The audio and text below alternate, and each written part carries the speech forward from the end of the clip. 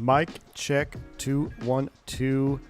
Ladies and gentlemen, what is going on? Welcome back to the channel. Man, it feels like it's been a month since I've been live with y'all here. It's been, I think, 3 weeks or something like that, getting close to 3 weeks. But it has been way too long. Do apologize for that. A lot of stuff going on. You guys know I went off to training. That took a week. And then before that, I started a trip. And then after that, I had a trip after training. And then I got sick. And then I lost my voice. And it's just been one thing after another. But we are here. Glad to have you back. And guess what it is? It is also Schedule Mayhem Day. So yes, I am keeping an eye on my real world schedule for next month. I already have, I'm 1 for 2. And then one got messed up. That was my bad. I misclicked and I failed one there. I missed out on another Bogota because I screwed up. But I'll keep an eye. If you guys hear any beeping in the background, please let me know. That will be the alert notification going off at Schedule Mayhem Day. But anyway, I don't even know where to start, y'all. It's been so long. I wanted to do an Air Jamaica flight, but I couldn't get a livery for Jamaica. So we're going to pretend that this Spiritual Wings flight diverted to Kingston, and we're going to head over to Ponce today, which we have the new TJPS Ponce scenery, which is really, really cool. We haven't flown there in a very long time, but it's a neat little airport. It does receive airline service. I do believe Spiritual Wings used to go there, or still goes there. I don't know if it's seasonal. American maybe. JetBlue goes there. So it's a fun little airport, fun little approach, because you basically fly right to a mountain, then make a right turn, and we have a custom scenery for it. So anyway, schedule alerts. Thank you, Joe Plains. Mr. Chicago, good to see you, man. Holden's in the house. Oscar's here. Michael Lobb, what's up, man? Callie Simmer, good to see you. Good morning to you out there on the West Coast. Murrow's in the house. Ryan Jones, what's up, my man? Zippy Zapple is here as well. Been a while. What's up, man? Good to see you. He lives. I know it's been a long time. Aviation Dude 95. Been a while. Missed the stream. Hey, man. Good to have you here, Aviation Dude 95. I do apologize. It has been a long time. I know it. We are so back, in the words of Alexander. We are back. We're going to try to get back on the stream train. I really don't have a lot of flying for the rest of the month. I have a trip I picked up Saturday, Sunday, one leg to San Juan. Might take the wife. If I take the wife, I'm going to do the trip. If the wife can't come with me, I'm probably going to drop the trip. So we may have to do a San Juan flight as well, just to kind of refresh old San Juan. I think there's a good scenery for San Juan at 24, right? But other than that, Saturday, Sunday trip, and then I have one trip on the 31st. I'm pretty much done. So there's no excuse for not streaming. There's a lot of things I want to fly. I want to fly some Citation 10 stuff as well. I've been missing that airplane. I got to get back in the swing of things here with the sim. So, Digital Merc, good to see you, my friend. How you doing? Howdy, y'all. Oddly enough, I haven't booted the sim longer than you. Really? You know what, Digital Merc? It's tough. Once you fall out of it, it's easy to stay out of it for a while. B1 Fantasy Football League has a few openings left. Contact me in the football channel in the Discord if you want to join. Who was that? Was that Mike P? I have to log into my thing. It was Mike P. Mike P, my man, thank you for the $5 bank angle check. Fantasy Football League. I guess Mike P is officially standing up a V1 Fantasy Football League. I might have to get in on that. We have the football channel on the Discord as well.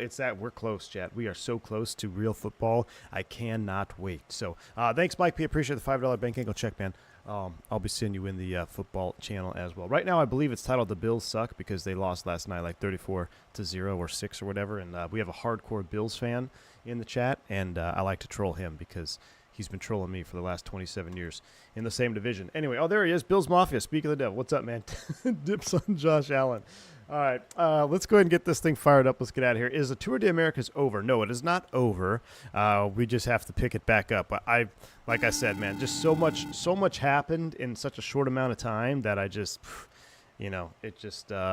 it got away from me. Aviation Dude, thank you for the $10 super chat. Appreciate you. Very, very, very kind. I also forgot to mention I'm now an air traffic controller down here in the Caribbean. Have to come to AXA sometime. Awesome, Aviation Dude 95. That is fantastic. Oh, that's awesome stuff, man. Thank you so much for the $10 super chat. Yes, would love to come down there, do some Caribbean flying as well. Yes, indeed.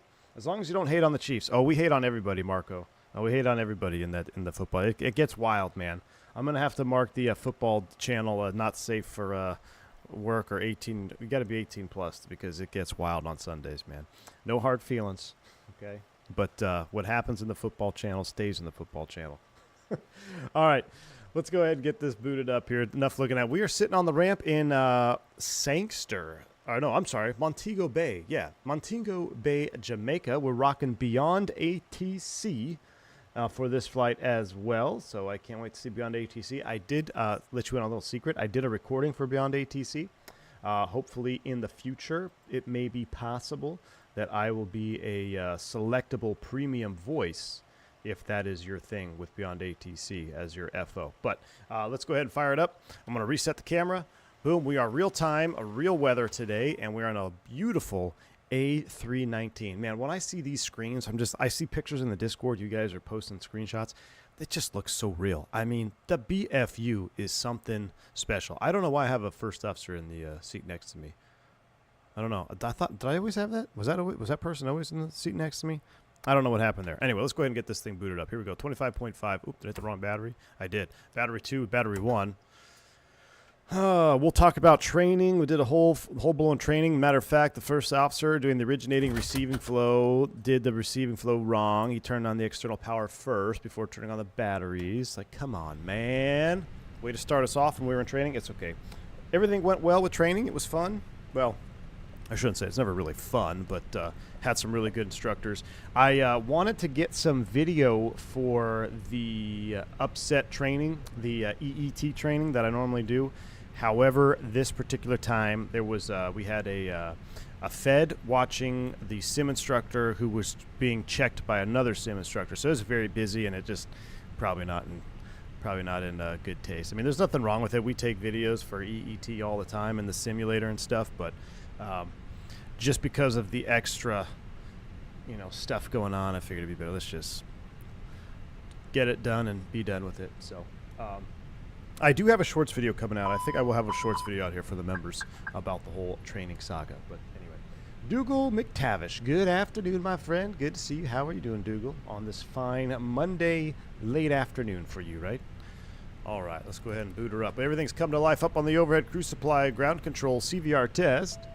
Let's go, Captain, PERS, Captain. Oh, hold on. We're not using those 8 ears.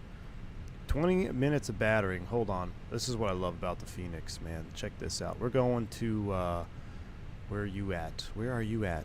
Airframe, 8 ears. Janadiers. We're taking the Janadiers today because we're on the old 319s. Let's go. Boom, boom, boom.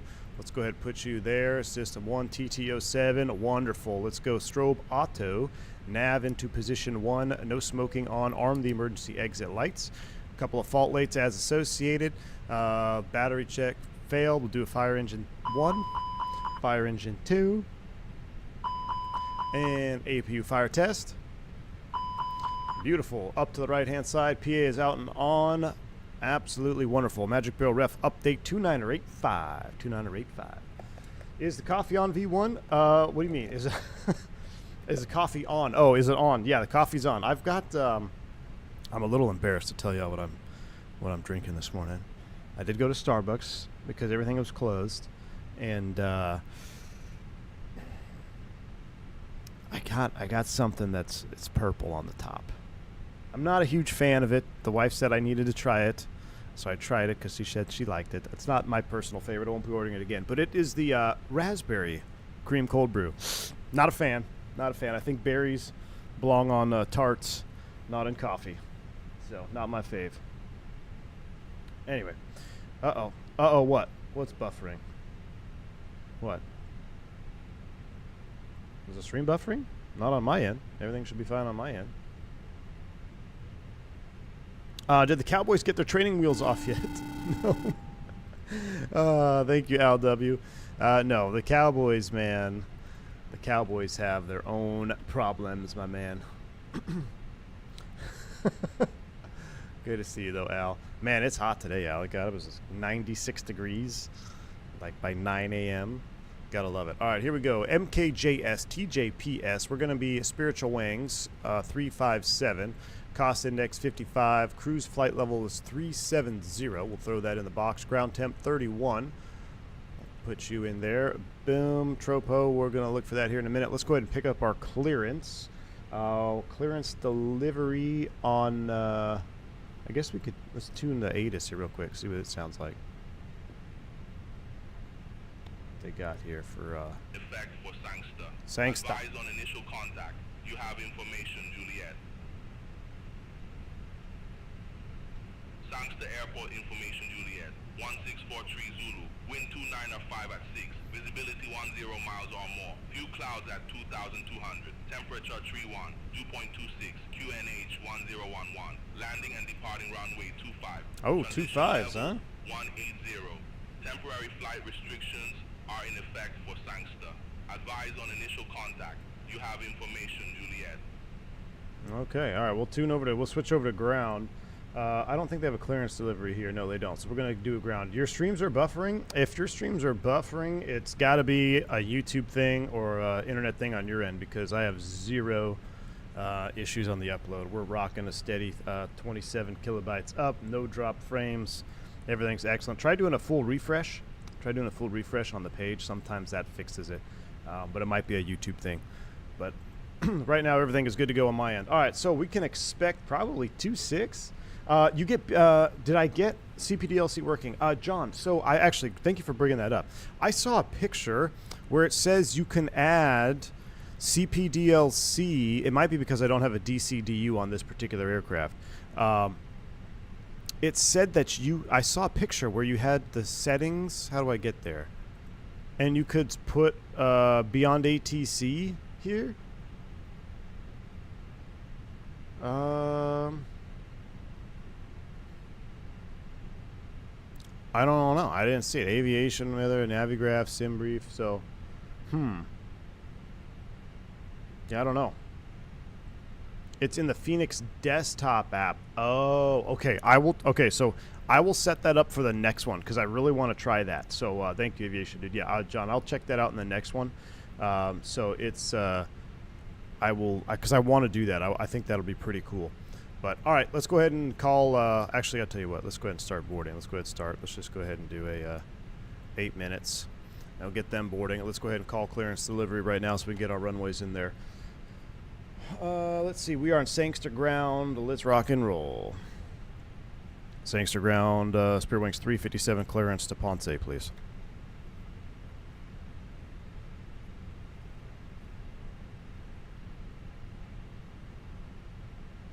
Spirit Wings 357, Sangster ground, expect runway 25, Almaty to departure, initial climb to 6,000 feet, squawk 6502. Alright, Spirit Wings 357 cleared to Ponce. Expect runway 25, Almaty to departure, initial climb 6,000, squawk 6502, Spirit Wings 357.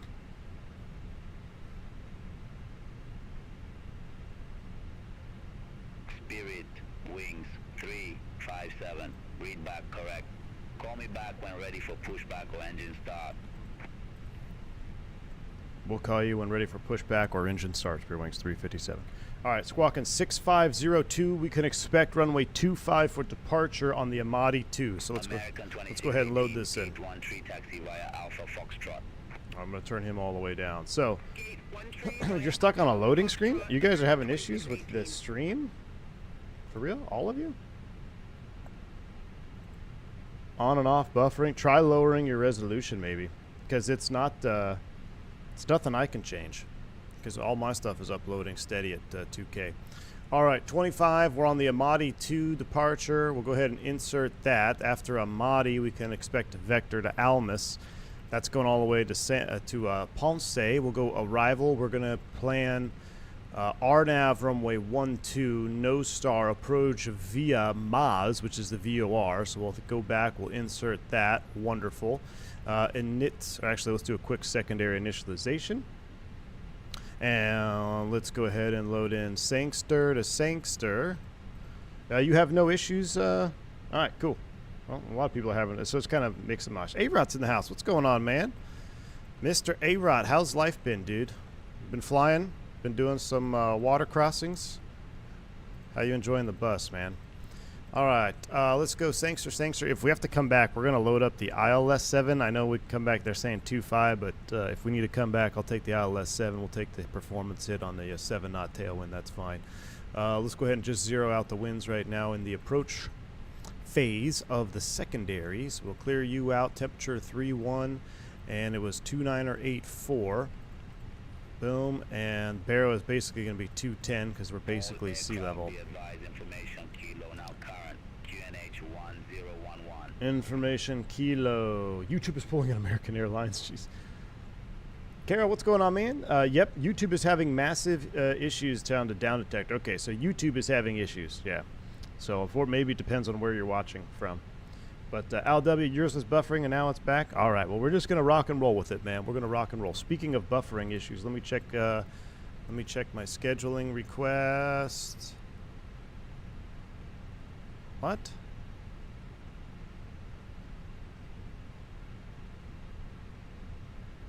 What is that, chat? Hold on, I've never seen that error before.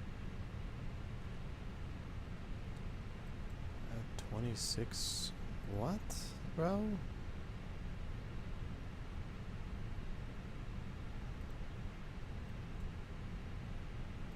Hold on.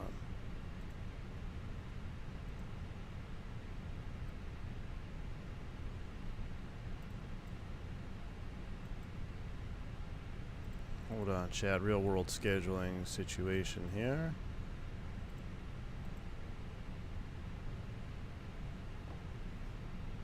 I gotta take a picture of that. I've never seen this before. All right. Anyway, back at it. Where are we at? So we've got our secondary locked and loaded. Benny, good to see you, my man. Says a long time no see. Welcome back. Hey man, welcome. Thank you, Benny. Yeah, it's been a long time, dude. Got to get back in the groove, man. Got to get back in the groove here. All right, we are getting there. Fueling is completed. 14.6 on board. Block fuel is in the box. Let's go ahead and get the fuel tank pumps on. Seatbelt sign on. Prime U. Check the fuel is balanced. It is, and fire it off. We're getting ready.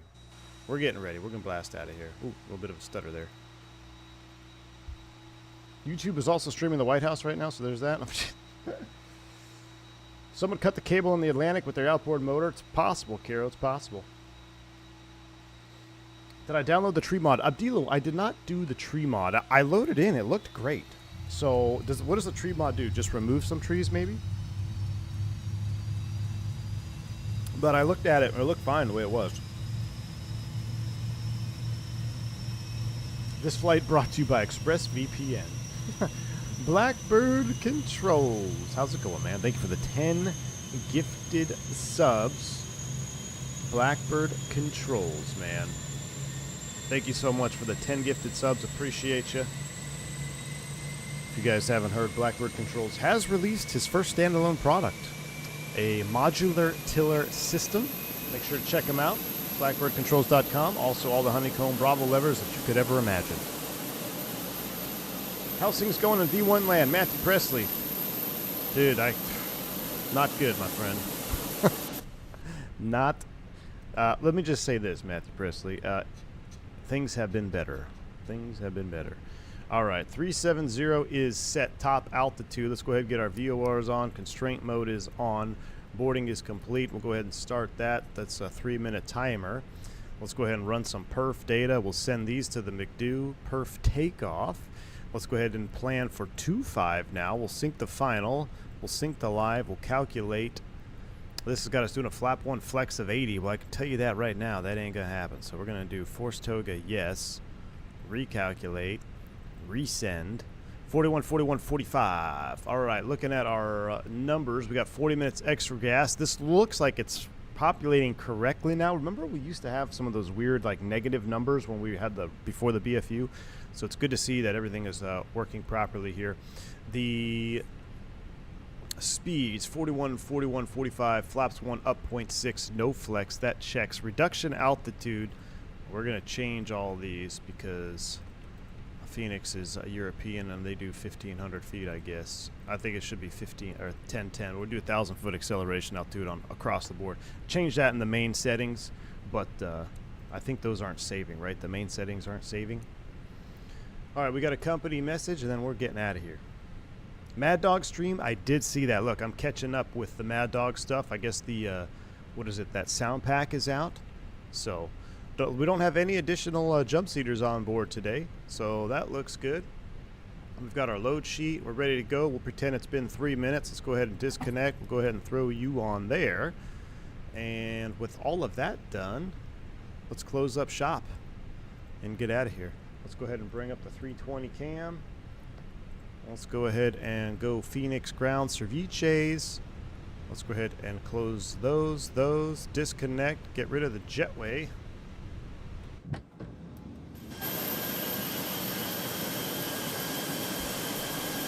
Nabil Hamdoui, what's going on, man? How you doing, Nabil? Been a long time. We are flying midday, so where's Infi and Ewok at? Because he loves mid stuff. So we're flying the worst possible day for scenery juice. But I wanted to see if there's going to be any weather phenomenons because we're getting close to that hurricane. But our route is kind of on the southern part of that. I wanted to go Bermuda to Ponce, but it was a little bit longer flight than I was willing to do this morning. If everyone uses VPNs to USA, then the stream comes back working for me using my VPN now. Interesting. Very interesting. Rexbeck Talk said hi. What's up, man? Good to see you there on the vertical stream. How was the training vacation, Anatical? You know what? It actually was quite awesome, man. We got to hang out for 5. It actually was really nice, man. I'll talk more about it if you know. But it just to have the whole family there. There's a lot of downtime during training because you're in the sim block for. I think you're blocked for 6 hours. You really only need about 3.5, 4 hours if you don't have to do anything extra or any hang-ups with the sim. So you get out early and to have the family there and just kind of relax and go do some fun things. It was nice, man. It was nice. You're doing good. You're staying out of the Texas heat. That's hard to do, man. I fished a tournament yesterday and it was pretty freaking hot. All right. We're ready. Let's do a before start checklist. Windows, doors, and slides. They are waiting to be closed and armed. Stand by. Am I still qualified? Yeah, Steve Leviscu? You're not related to Evan, are you? You don't have a brother named Evan. Training was good, man. Training was good, and we also got a fresh medical, so we fooled him for another year. We're ready to go. We're all recurrent, we're requalified, and we're remedicalized. All right, before start checklist, windows, doors, and slides closed and armed, beacons on, thrust levers idle, parking brake is on. Before start checklist is complete. Let's call, ready to push. Let's have the FO call. Spirit Wings 357 at gate 2. Request pushback and engine start. Spirit Wings 357, Sangster ground, pushback approved, face northeast. Pushback approved, face northeast. Spirit Wings 357. All right, we're push approved, facing northeast. So let's go ahead and connect the tug. Cockpit to ground. You ready for brake release? Affirmative. All right, brakes are released. You're cleared to push. Face northeast, which I would imagine is going to be that direction. So tail to the left. Welcome back, Captain All. Pat, what's going on, man? 13 months. How you doing, buddy? Commencing pushback. I want you to go that way.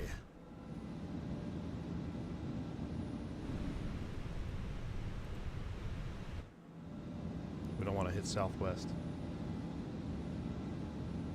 During the plague, we had 2 pilots that were in the guard and got furloughed from the airlines. One active guard, one flew Airbus, the other got certified on the MD-80 when they retired him. Nice. No more MD-80s. 2.5 in Sangster, huh? All right. Look at that frontier bird out there, a little seagull. Sally the Seagull, maybe? I don't know. Does anybody know all the frontier birds? Let's see if we can't get pushed back onto the line here. Diabetic Lad, my man. I am alive, dude. I am alive. Watching V1 while student does PPL check ride. Best balance of stress and fun. Hey, Owen. Go crush that check ride, man. Alright, that's kind of northeast-ish. Not really on the line, but we'll call it good there. Go back to arc mode. Straighten the nose wheel out. We'll stop the push. Cockpit to ground. Push complete. Set brakes. Gotta wait till you stop pushing me first. Then I'll set the brakes, or else your tug gets locked on. Then you can't disconnect the tow bar without banging on it. Alright, push complete. Set brakes. Wow, look at our accumulator pressure. That ain't gonna happen. Let's go ahead and juice it up here. Alright, accumulator pressure's coming back up. Push complete, brakes are set, clear disconnect. Show me the pin out front. We're starting engine number 1. Here we go. Shh.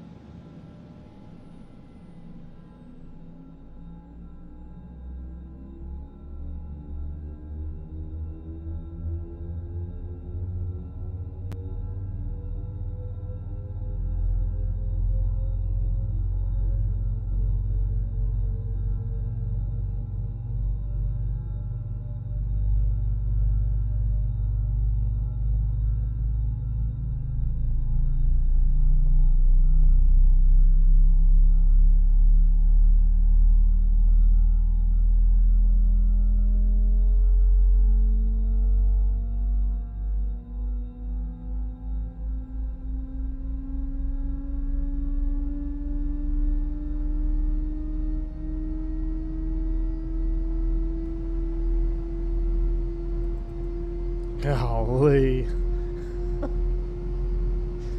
I missed it. I missed that startup sound. There's the Avail light. Gray box disappears. We'll do a 2-engine taxi. We need a 5-minute warm-up on both engines. Here we go. Starting 2.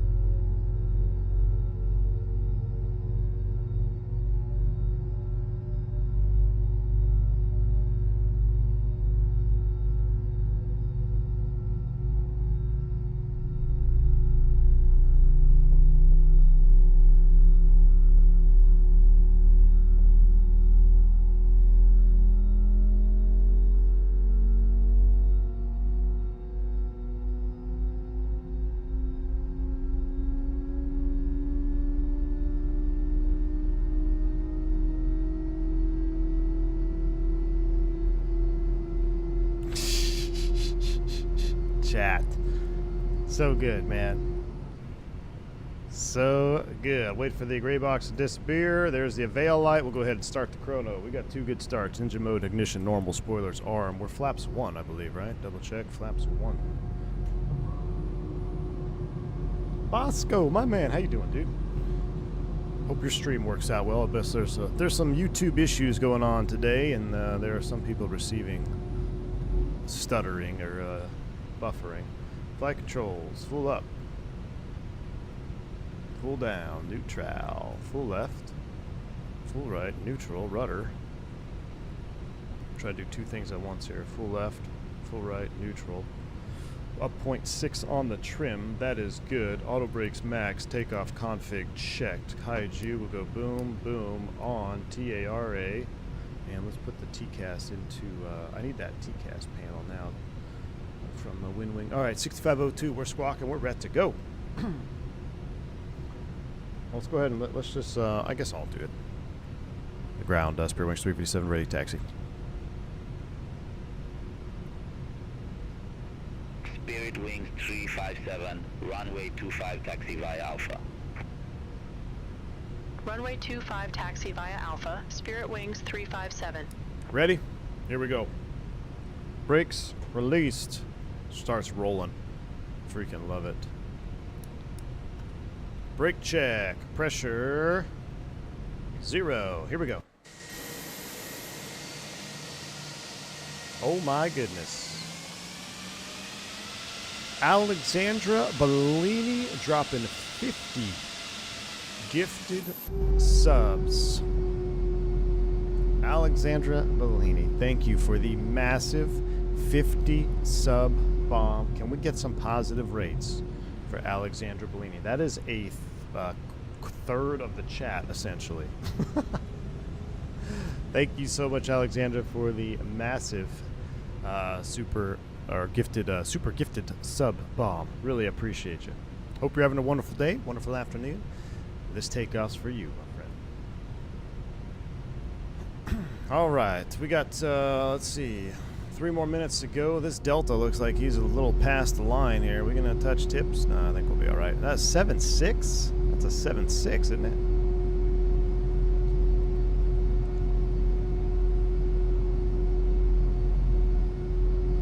All right, taxi checklist. Gross weight comparison is complete. Pitch trim, 0.6%. CG set. V1, VR, V2 flex.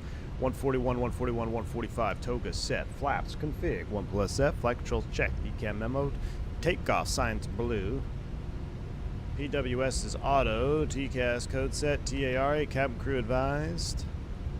Mini brief complete. Taxi checklist is completed. We're just waiting for the cabin to be ready there. We don't know why we got cabin blue still. Wait till we get down here to the end of the runway. Give him another call. Yeah, man. What's up, man? Yep, we're visiting Puerto Rico.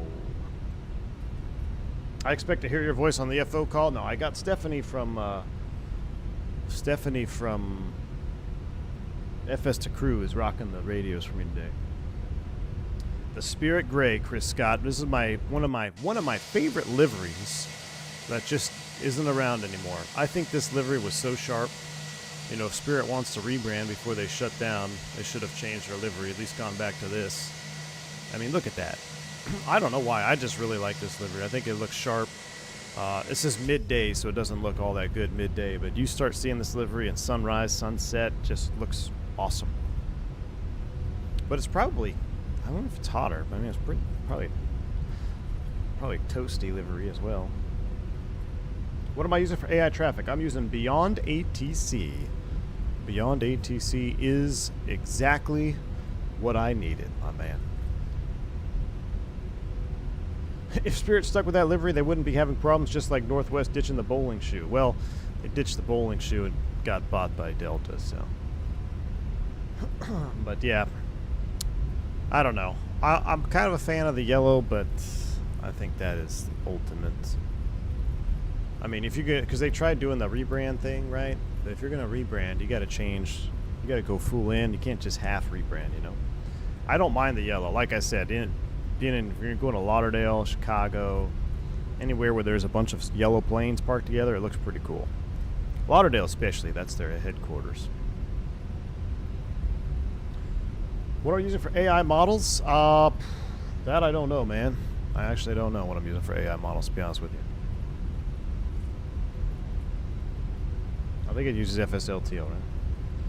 Alexandra, hello, my friend. When are we going to see some real Fenix 320 comparison with the real aircraft made by real pilot, if you know what I mean? Oh my gosh, yes, the descent video that has been going around and everybody's sent to me 50 different times. Yeah, I'm not sure about that. I left a comment on that video. I just, like, there's so many things wrong with it. I didn't even get past the first, like, minute. It's like, okay. I know what this guy's trying to do. I've seen this before. Love how we're just riding the brakes here to slow down. That's so true. So true to real life, having to kind of slow down here. I guess we should look at the SID, right? We never actually looked at the SID. It's climbing right turn. Let's go ahead and stop here.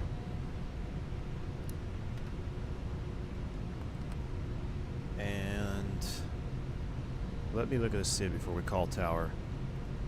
I did update my Navigraph. We're on the Amati 2.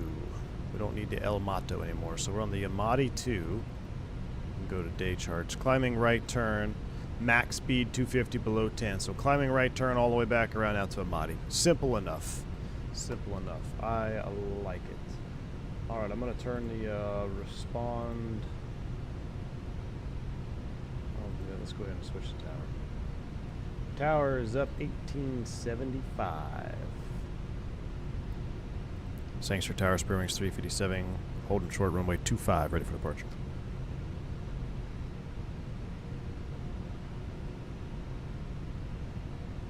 Spirit Wings 357, Sangster Tower, wind tree 05 at 7, runway 25, cleared for takeoff. Runway 25, cleared for takeoff. Spirit Wings 357. All right, here we go. All right, Stephanie's got the radios.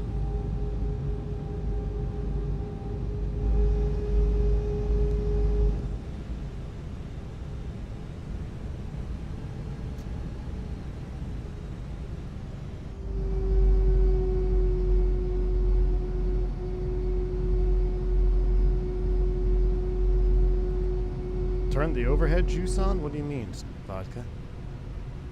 Turn the overhead juice on. Nah, it's middle of the day. We don't need it. We don't need the overhead juice right now. I guess technically we'd have to backtrack a little bit, wouldn't we? We got plenty of runway. We'll be legal.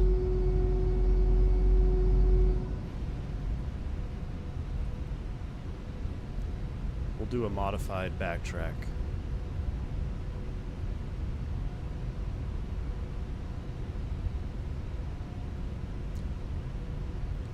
This is good practice. I'm not going to use the box. I'm going to just line up here. Do a 180 turn on the runway, slow it down, 10 knots, right off the captain window. Bring it around, hard right.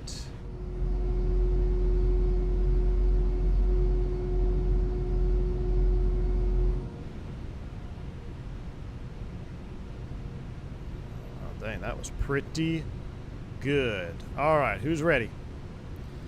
Alexander Bellini just dropped 50 subs, so I expect to see a lot of blue yogas in chat. Here we go. Ready? Nose forward on the stick. Spool them up 50. Here we go.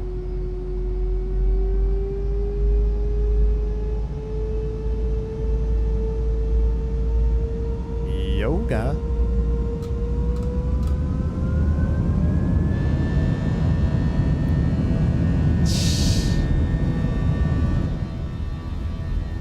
Toga SRS Auto Thrustable. Looks like my nose wheel wasn't quite straight. 80 knots thrust set. 100 knots. Check.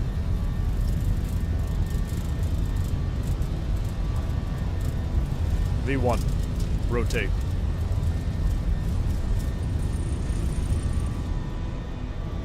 Positive rate. Gear up. Navin. Fly with. Oh, yes.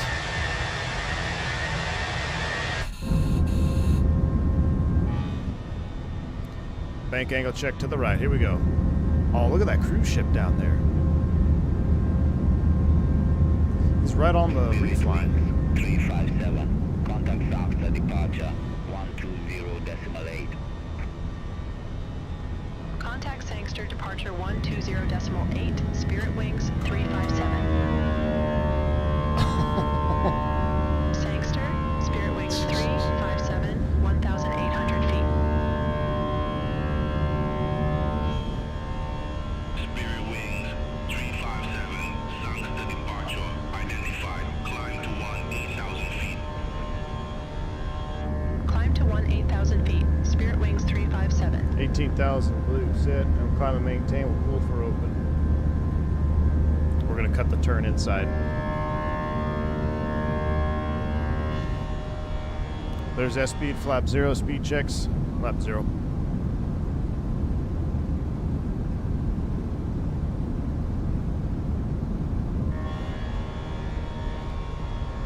Redirect Miyamati.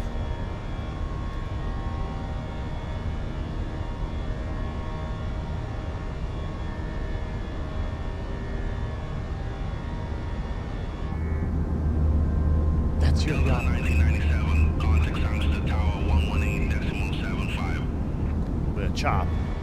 Over to Tower 118.75, Delta 1997.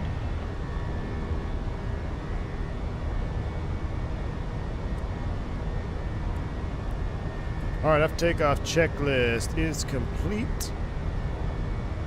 Oh, we got one cloud in our way.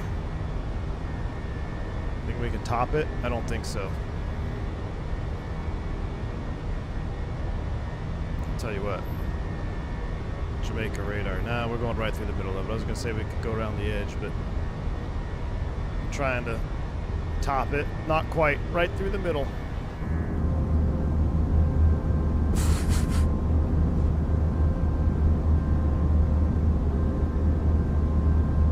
Definitely a little bit of chop through those clouds there. All right, reconfigure here. Let's go ahead and proceed direct to Almus. Let me go request direct to... Spirit Wings 357, request direct to fix. Spirit Wings 357, roger, say fix name.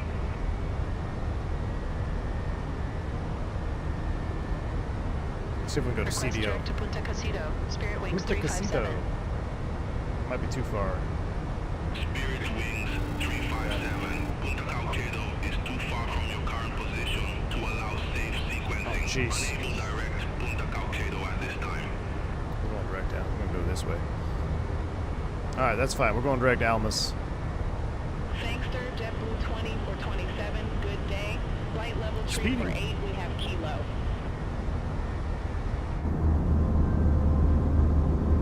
JetBlue 20 for 27, Sangster approach, good day. QNH 1011, expect radar vectors for RNAV runway 25. There's 10,000. QNH 1011, expect radar vectors for RNAV runway. 25, JetBlue 20 for 27. JetBlue 20 for 27, descend to 10,000 feet, QNH 1011. Oh no. Chat, what's going on? Descend to 10,000 feet, QNH 1011. Oh wow, that was JetBlue weird. I had 20 no for I had no 27. response to my I had no response to anything. That was weird. Everything was like locked out. That was bizarre. All right, we're at 10,000 feet. We're accelerating. Let me turn on our noise canceling headphones here for a minute. Blackbird Controls with a $20 super chat, man. Blackbird Controls, thank you so much for that. Says thanks to you guys. Blackbird Controls made it to its first birthday. 1 year anniversary sale is live now. 25% off throttle add-ons, 10% off tillers until the end of the month. That is fantastic. If you guys haven't checked it out, then you need to go check out Blackbird Controls right now. He's having a sale, a 1 year anniversary sale. 25% off throttle add-ons. Listen, you need to get yourself some 727 levers because we're going to be flying the 727 next here pretty soon. So make sure you guys head over to that website, check them out. Thank you so much, Blackbird, for the $20 super chat, man. I'm glad Blackbird is doing well, and I look forward to whatever the next invention is that you may bring, my man. Nope, no WASM crash, Bobby. I thought we had one. Bobby, but everything's fine. It wasn't like a WASM because I couldn't move anything. I was moving my controls, but everything was frozen. It was like a lag or something. Kip on the ground. What's going on, man? Kip's been flying every freaking day, man. I've been seeing you going live and watching your streams, man. Hope you're doing well. Yeah, it's been a while for me, man. Been a while. I'm just trying to get back into the swing of things now.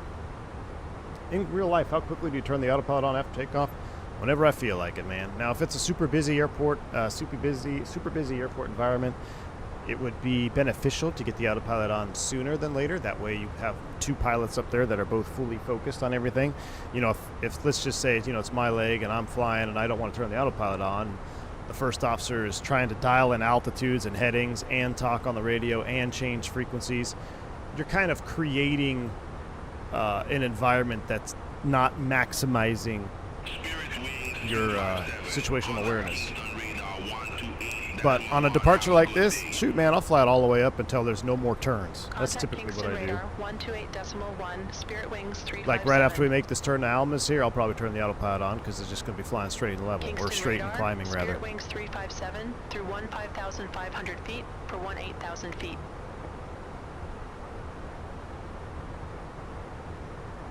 Spirit Wings 357, Kingston radar.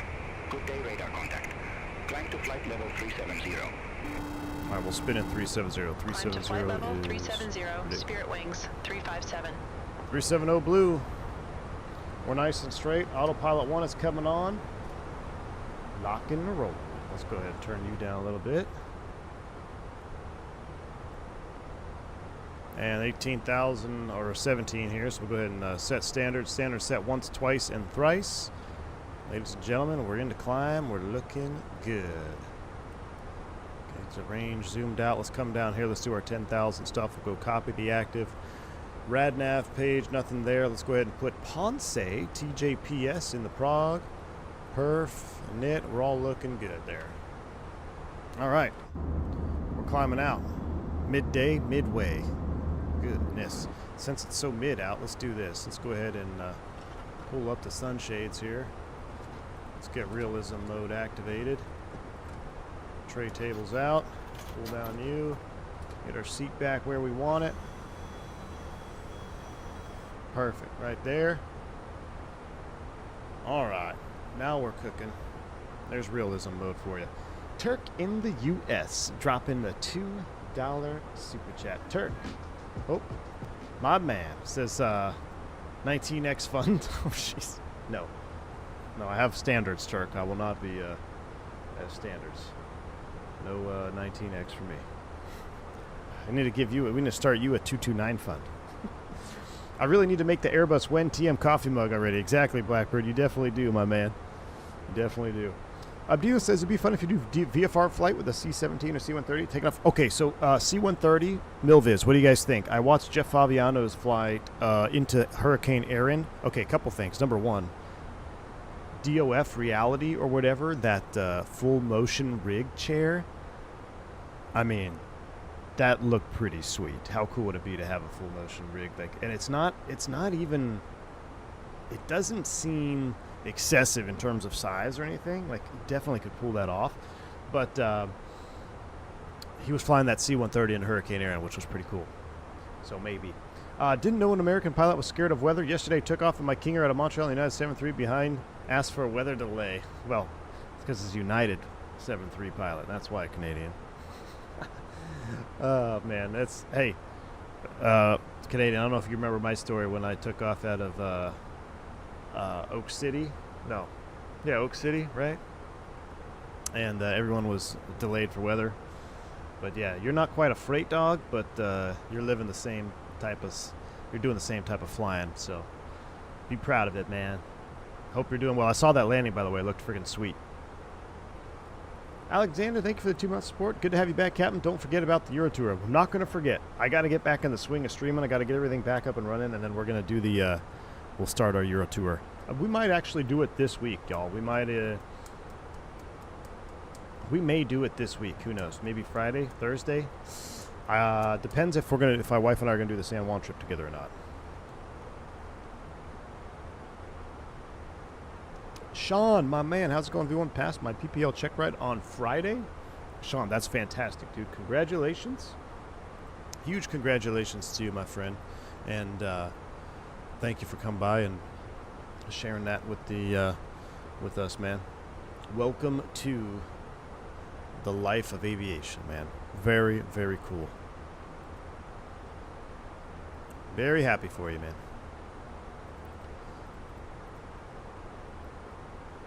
Let's see here. Real world schedule check. Nothing really to update. Who just called me? Is this FedEx calling me? Hold on, guys. I gotta. You have control for a second. Don't touch anything.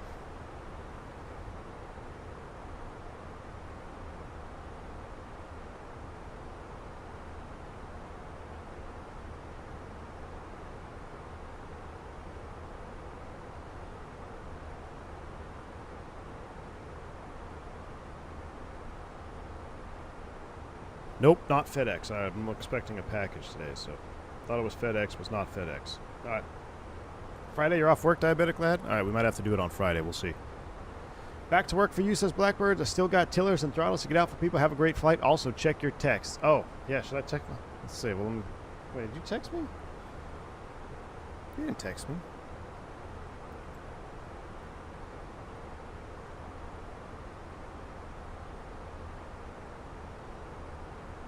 Oh, yeah, you just...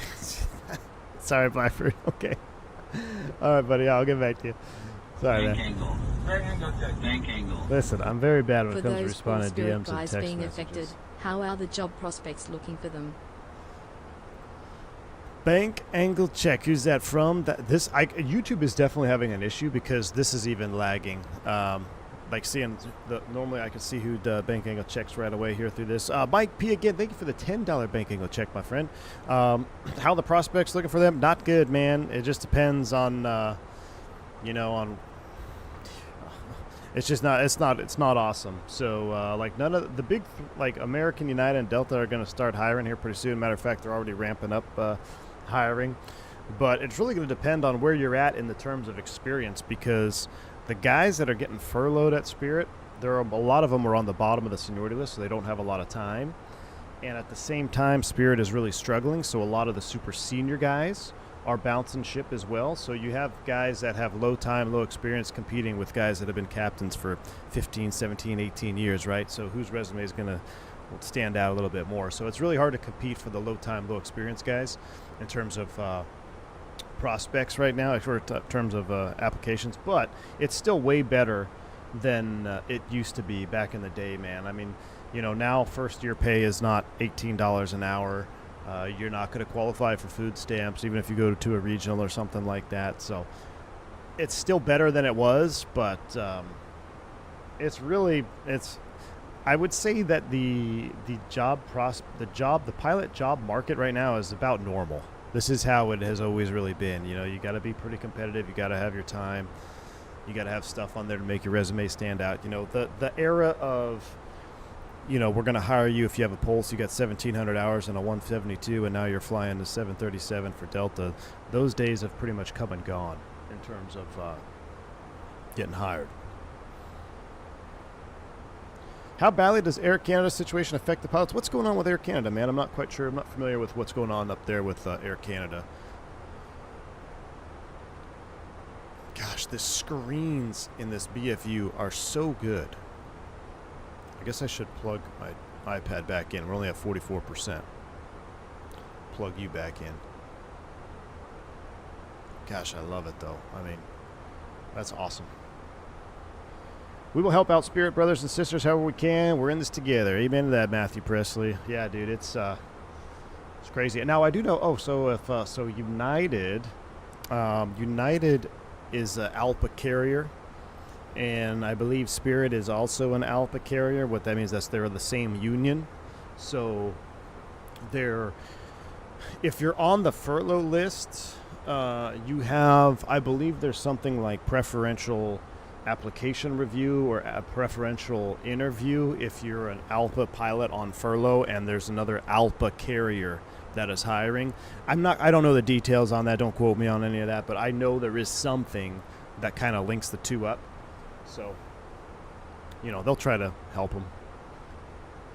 The flight attendants are on strike, no flight scheduled. Really? All of them? Wow. I mean, good for them. At least they can strike. They're not under the Railway Labor Act like all U.S. carriers are. The Canadian dropping a 45 Canadian super chat. Thank you so much, Canadian. Appreciate you.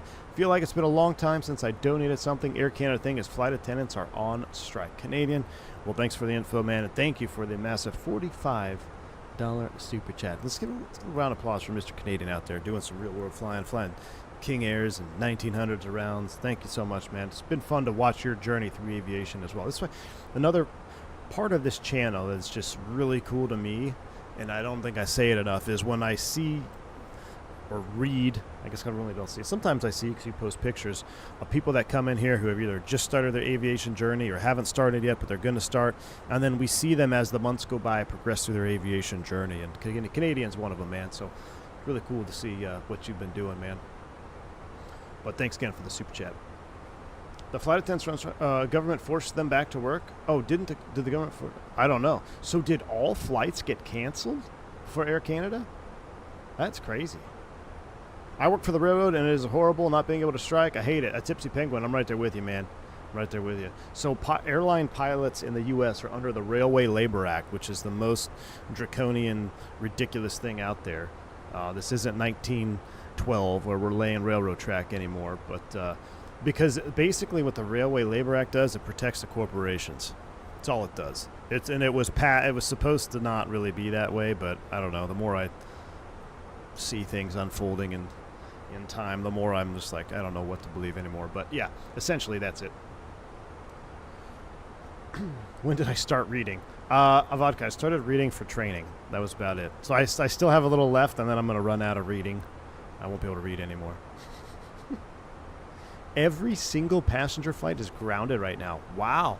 Hey, man, well, good on them for having the unity to pull that off. That's fantastic. The last airline to strike in the United States, believe it or not, was actually Spirit Airlines back in 2008, 2009, I think.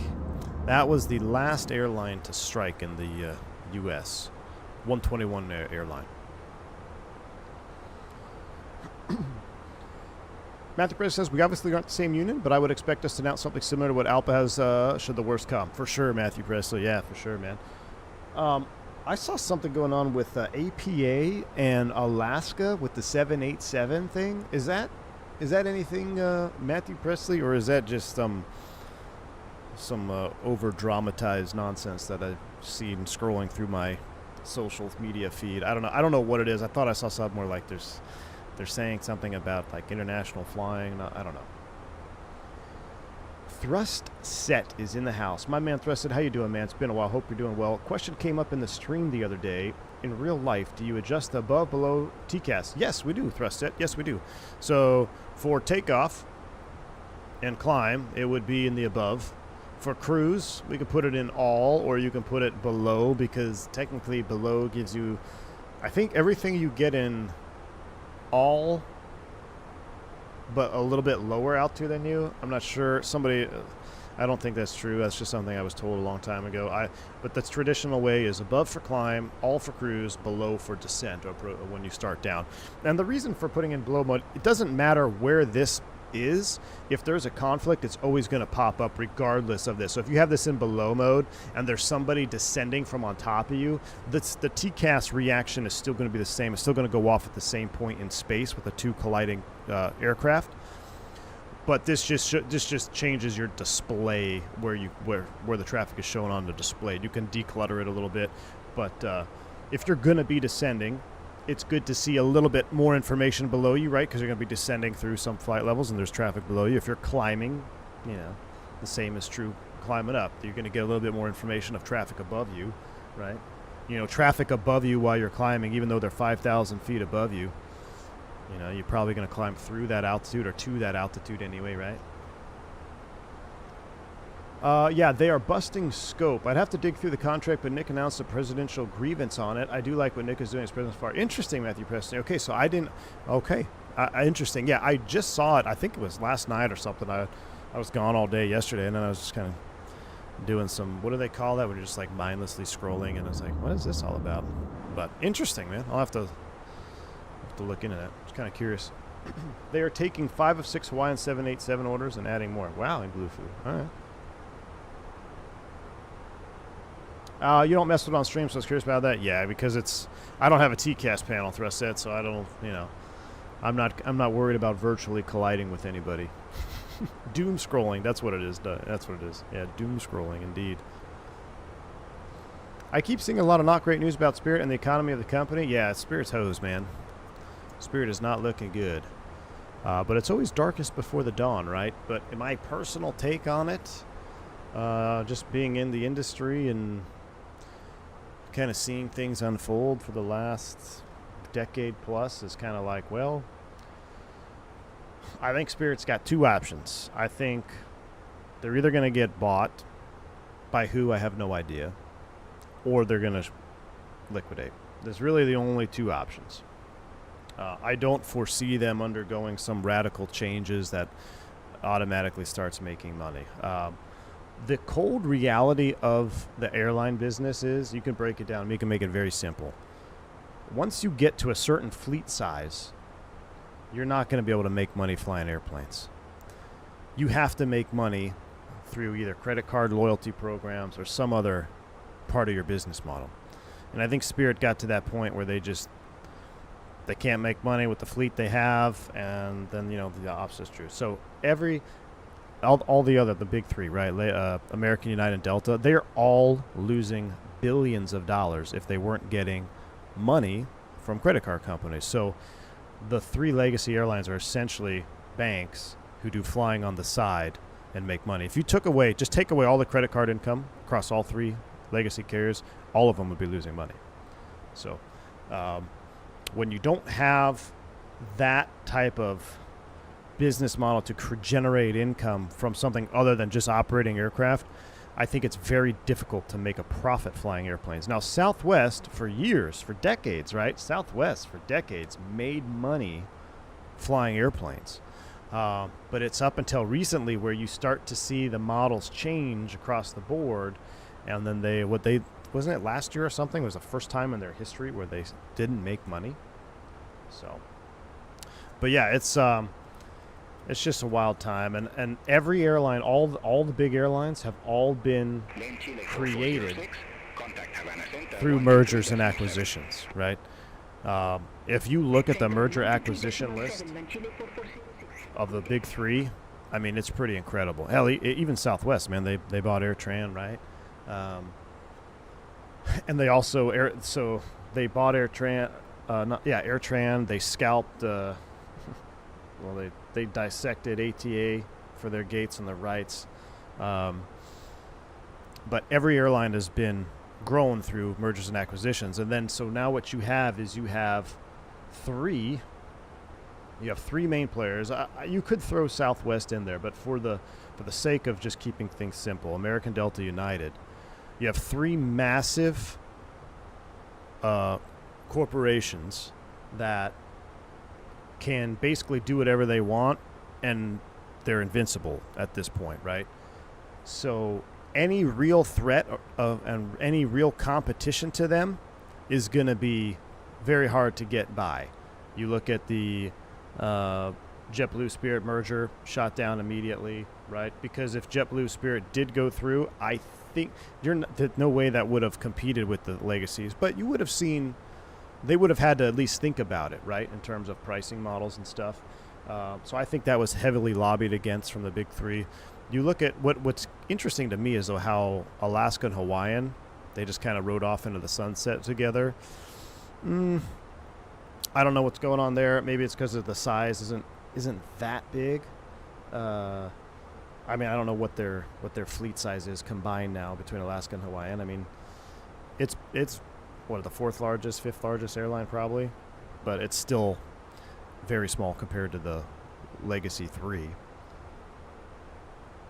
But I don't know if there'll be any more mergers, because all the smaller airlines, they would need to merge to compete, but I don't think it's going to be allowed to happen. I really don't. So it's going to be interesting. We'll see what happens here in the next couple of years, but the industry is really, if you're not the big 3 or 4, you're kind of in a hard spot. Is JetBlue in trouble too? I got a lot of friends there at Bills Mafia, and yeah, they definitely are. I think didn't they just get a big check from United though for a code share? So who knows what's going to happen there? But in terms of JetBlue as a company as a whole, yeah, their on-time performance and everything like that, they are struggling as well. Definitely. You just don't see much about it because, you know, everyone's got to hate on somebody and everyone picks the easiest target. All right, I got a schedule alert. Stand by. Processing. What was just dropped?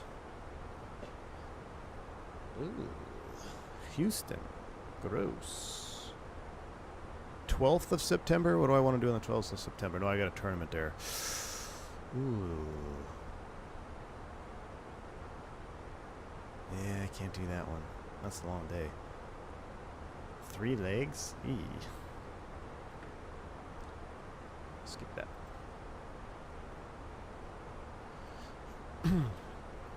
All right. How are we doing? Let's go ahead and, actually, matter of fact, let's zoom you out. Let's go ahead and put airports on. We are 490 miles out, 19:15, about an hour and 7 minutes. Let's go outside and go to cruise mode. I really don't like the outside view, to be honest with you. I'd say we just chill on jump seat mood here, like so. Boom. 3 legs is easy. Spirit Wings 357. What's us? Port-au-Prince 12 Port-au-Prince, oh, we're going over Haiti, huh? Center on 12.4.5. Spirit Wings 357. Yeah, we're about to go right over the top of Haiti. Port-au-Prince, Spirit Wings 357, flight level 370. Spirit Wings 357, Port-au-Prince, radar contact.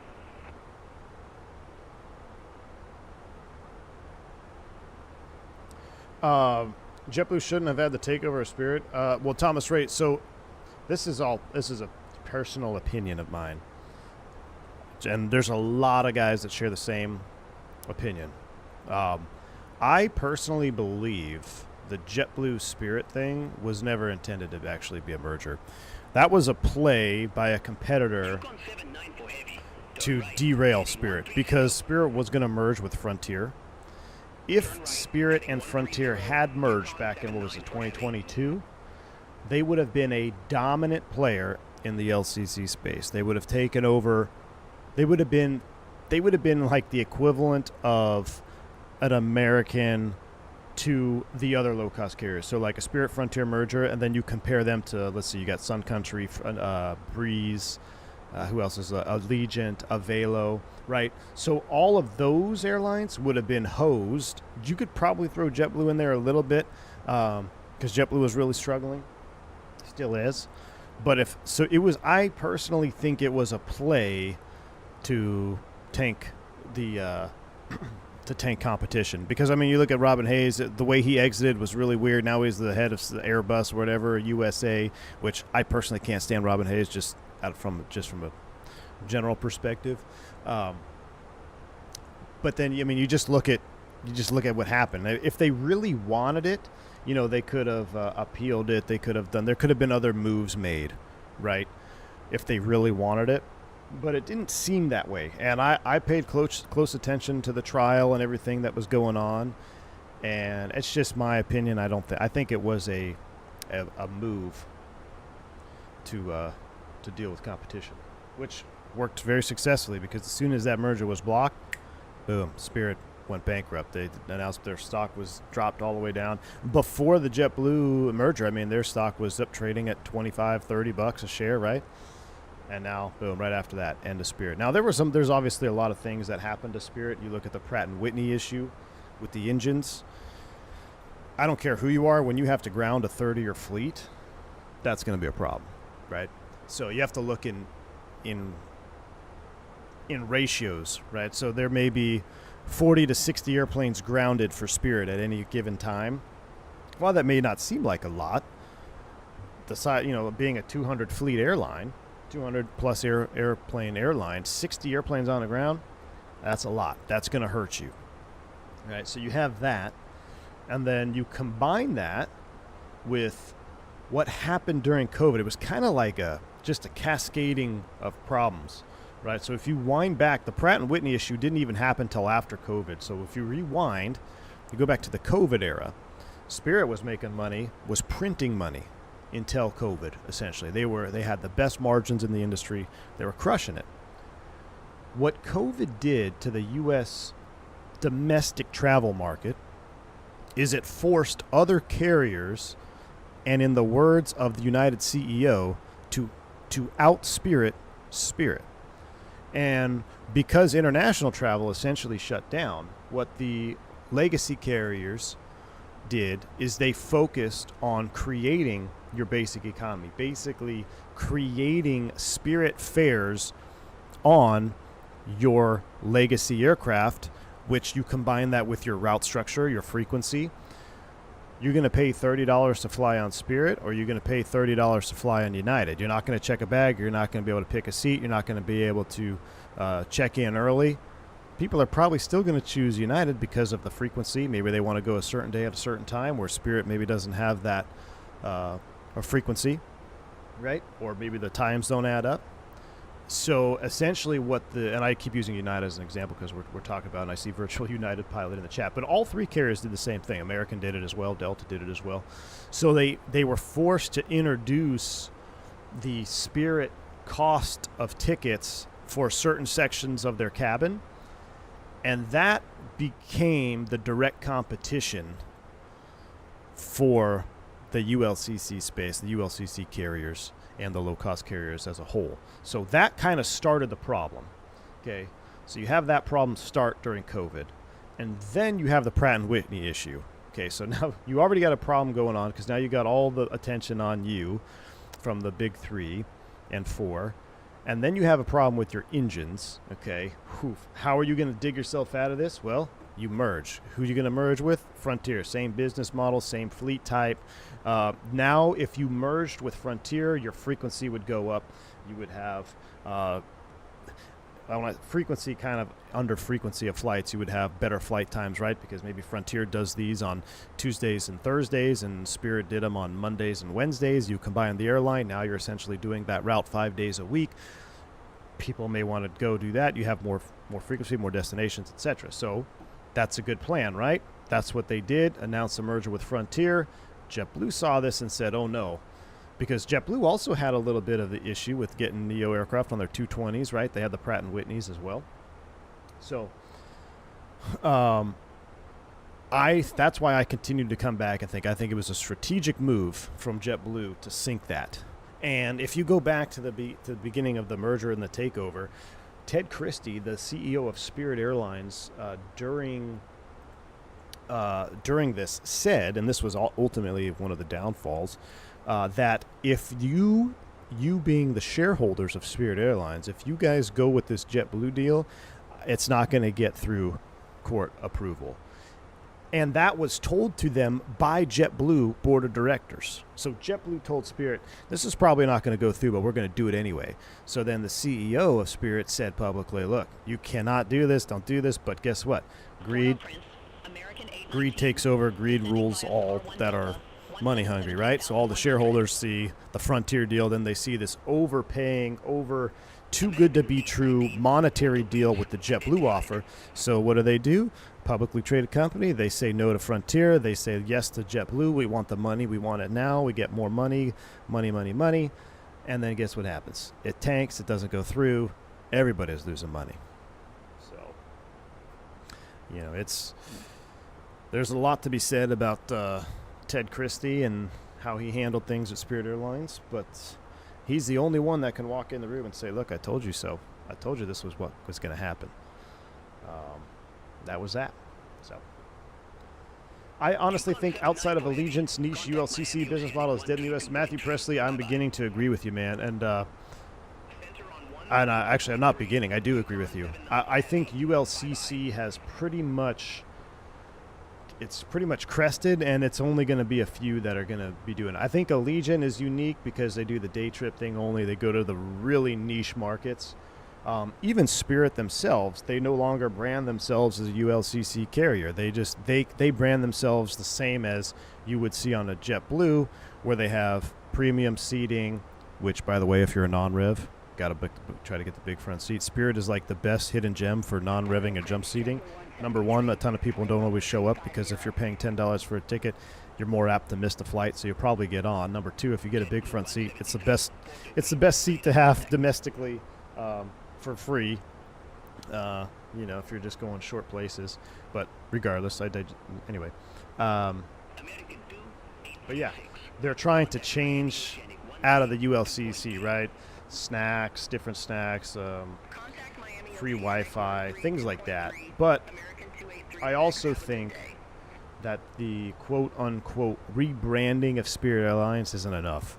And the reason I think it's not enough is because you have spent so long, it's been so long that you've been doing one business model.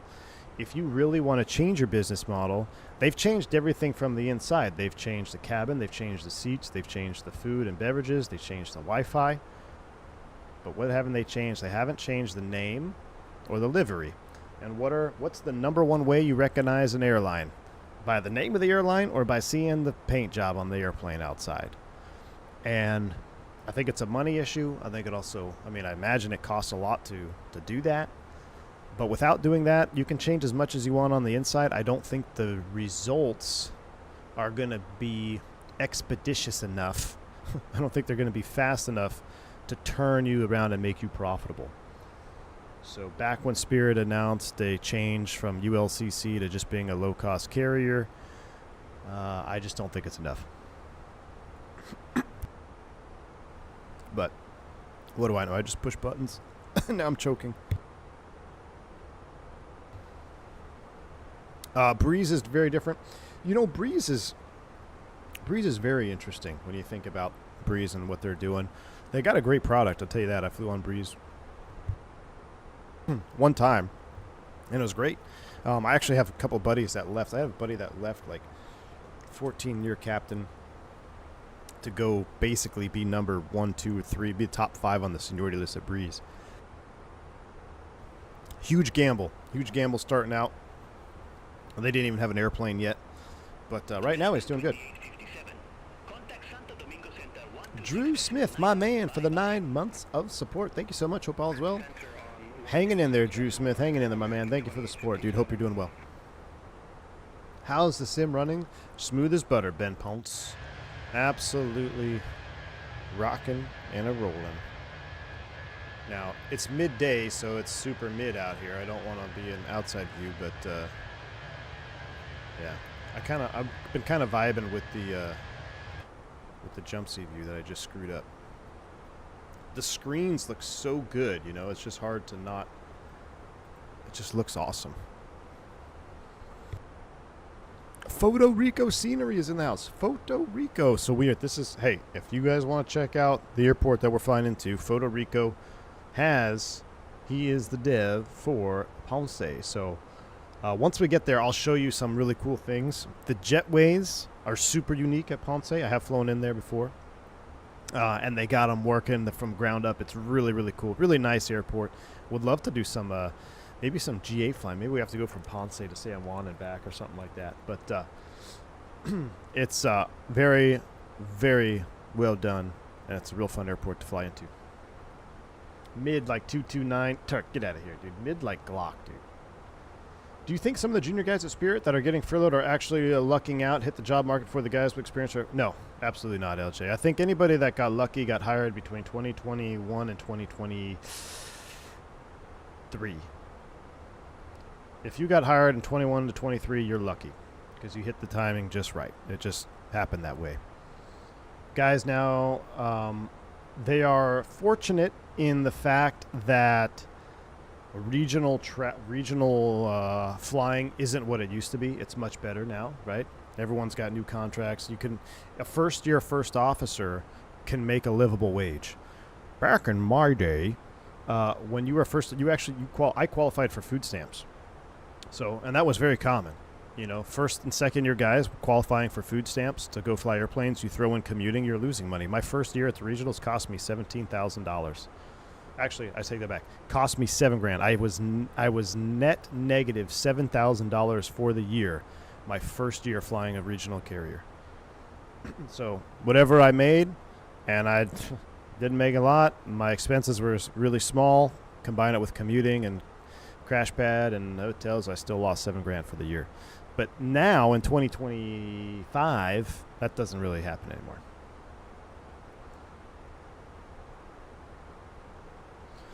When should I consider do single engine taxi out? Whenever you think there's going to be a long delay for takeoff, that would be a potential reason for a single engine taxi out. We've still got an absolute boatload of retirements to get through. We'll be halfway up the senior list in about a decade. That's awesome, Matthew Presley. Matthew, do you mind? How long have you been on property? If you want to share, you don't have to share. No. Was the A320 your first airliner? No. Embraer 170 was my first airliner. And actually, I flew an Embraer 190 before I flew 170. I did my OE first on the 190. Because the regional carrier that I went to, they had two operations. They had the 121 airline operation where they flew for all the flag carriers, right? And then they also had a small charter operation that nobody wanted. And of course, me being the youngest in the class, guess where I go? Where everyone else doesn't want to go. It's just me and one other buddy. Me and the guy right above me. We got 190 charter, and it was the one thing we didn't want. I didn't care what base I went to. They had bases in Pittsburgh, Philly, Miami, Chicago, Columbus, all these. I was I'll be happy to go any of these bases. LaGuardia, JFK. I'll go to New York. No, what do I get? I get freaking 190 charter, man. Now, hindsight being 2020, looking back, it was awesome because you were doing GA flying in an Embraer 190. Like, it was cool. We went to some places that, like, what? We even blew a slide. Because, not us, but the airport had never seen a 190 before, and then we had to open the slide from the inside, and then the slide blew. But anyway, that's on the podcast. But looking back, it was fun. When I was in the moment, not a fan. I once flew from Providence to Atlantic City at 17.5 or 16.5 VFR and Embraer 190. It was awesome. V1, what's the N1 limit for engine taxi on bus? So that's an interesting question, Billy B16. Thank you for the 29 months of support, my friend. So that's going to be dictated by your SOP, your standard operating procedures. Generally, it's going to be about 40%. 40% N1 for your taxi. Now, my operator hath removed that limitation. So you no longer have an N1 limitation on the ground. Because sometimes you need more than 40%, I'll be honest with you, especially if you're single engine or if you're going uphill. DFW's got some bridges. You got to climb the bridges, single engine. If you have to stop because American's taxiing at 2 knots, so you got to stop before you can get in front of them, or behind them rather. You're going to probably need more than 40% N1 to get up and over the bridge. So they have removed that limitation for us, but you have to be careful with it. You don't want to be going Toga with one engine on the ground, right? But again, if you're looking for a limit, try to limit yourself to 40% N1. But again, that'll be dictated by SOP operations.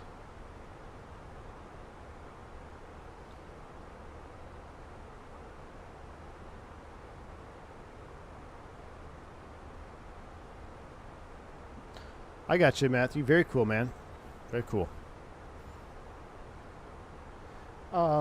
See, January, February, March. You weren't a March class, were you, by chance? A March or April class? Because you're... I have to DM you, man. I think we know each other.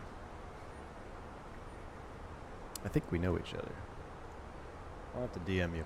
All right. I got another schedule alert. What's that? That's going to be Sunday the 6th. That's the first day of football season. Cancun turn. Oh, no way, man. I would love... Oh, Saturday the 6th. Wait, what? What day is the 6th? Saturday. Yeah, sure, I can do that. I'll add that. Let's see if it works. Cancun turn on Saturday the 6th. Are there any good football games there on Saturday the 6th? Probably not, right? The biggest one is going to be the 30th. We're going to have a Texas Longhorn watch party.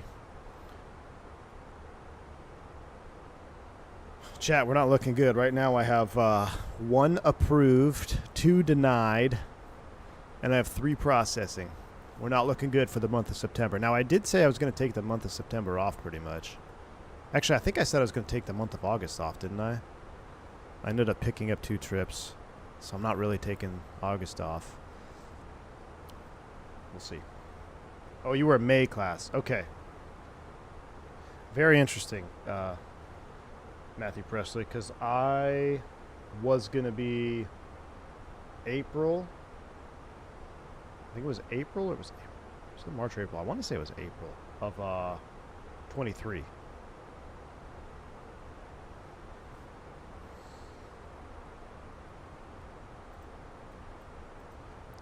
Then I made the worst decision of my life. Probably picking up what I'm throwing down. It looks like a report, but what aircraft do you want to fly? Some old ones or newest like 350? I would love to fly a 727, man. Or just, I'd love to just jump seat on one. I mean, I don't know. I have a soft spot for old birds. All the new stuff is kind of, to me, it's all the same thing, man. It's big glass screen, magenta line, follow it. Airplane does everything for you. But on a day-to-day operation, I love the Airbus. Is the Copilot Microsoft default or Fenix add-on or totally different third-party add-on? And can you change what they look like? Swim and climb, that's a great question. I'm not sure why. I'm not sure why I have a first officer. I don't remember having a first officer in my Fenix before. I think I might have changed something in my settings. Look, we're kind of getting... I bet this is all remnants of Hurricane Erin. We're kind of skirting around the edge of Hurricane Erin.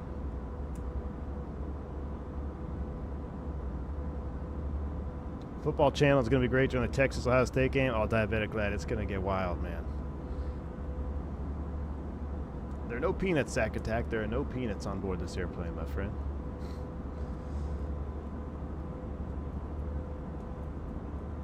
Sierra is open in SJU as of a few minutes ago. Sierra? Okay, all right. We should start looking at Ponce, actually. How long we got? 3:31. Oh, we still got some time. I didn't realize this flight was this long. Southwest 412, flight level 330. Ooh, Southwest 312 sounds all business. Southwest 412, Porto Breeze, radar contact. Dude, the accents are great with Beyond ATC. Accents are friggin' awesome. I love Beyond ATC, man.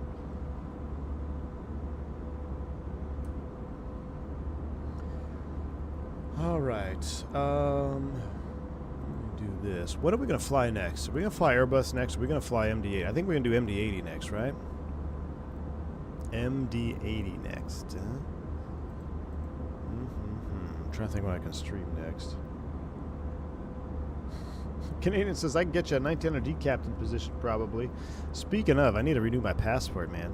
We got a 6-month, so per our SOP, we have to have our passport done 6 months prior to the expiration date, and mine expires sooner than later, actually. Expires next year, so I got to get that done. The accent sounds just like Abdilo, really? Highball, yes, these are premium voices that you are hearing. Yes, indeed. That I was trying Say Intentions AI. It looks like they use the voices from the kids in VATSIM. Sometimes it's hilarious. Yeah, I mean, I've seen some Say Intentions stuff. It's just not what I'm looking for, you know? It's not what I'm looking for in a AI ATC type generated thing. You know, I'm not looking for silliness, really. I'm looking for a program that's gonna give me air traffic control when I need it. Give me some traffic. I love having the traffic, the proper traffic, the real world traffic, right? Because I think when you log in, it looks at the real world flight schedule for the last day or whatever it was.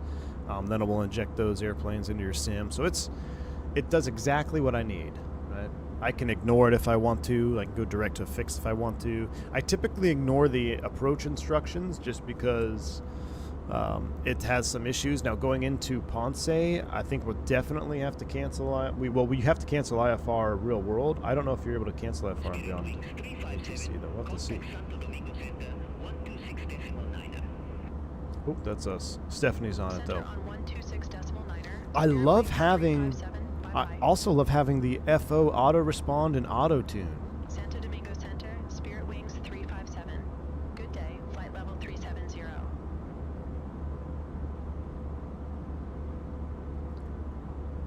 Spirit Wings 357, Santo Domingo Center, radar contact. Almost all countries will frown upon passports expiring unless it's... Yeah, exactly. The new sound pack is amazing, Ivan. All right, we're going to have to do it. MD-8, I'm going to have to refresh my... Where are we going to go in the MD-80? We're going to have to do... I should probably turn the weather radar on. Weather radar is on. On, auto. We'll go... We're calibrated. Not painting anything right now. We're just getting some light chop out here. Some light chop. Some remnants of Hurricane Erin. Back to Pasto? Nah, I think Pasto's kind of wore out, man. think Pasto's a little wore out. What's our speed? We're doing 7-8 miles. We got a 19 knot headwind. That's because the hurricane, the rotation. There's no such thing as a bad place to take a Mad Dog. That's true. Alaska before summer is over. That's a good possibility. I'm trying to think of good liveries though. When I want to fly the Mad Dog, I feel like there's so many opportunities to get a really good livery. You know, the AirTran livery hits pretty hard on the MD-80. But I also don't know if it's compatible in 24. I've had issues. The Mexican one, Mexicana. That one's really good too. Bare metal AA is always classic. True. True. We could do like Miami. Just it's so long to go to San Juan. I would say Miami, San Juan, but we could do like Cancun's kind of. We could do what's below Cancun? Belize. We could do like Belize to Miami. There is some old TWA paints. There are diabetic lad. Yeah. Yes, I have seen bare metal Air Canada 7.6. Yeah, it looks great, Canadian. The Punta Cana flight that used to come to Ponce as a charter flight during 2017, 2019, like World Atlantic. Ah, used to do visual approaches. Yeah, and Swift Air, rest in peace. I have a World Atlantic livery, but I can't get it to work in 24. Like it doesn't look right in 24. I don't know if there's been an update to it or not, but I'll have to double check because I know there's a World Atlantic livery that's really good, and they're still flying them. So.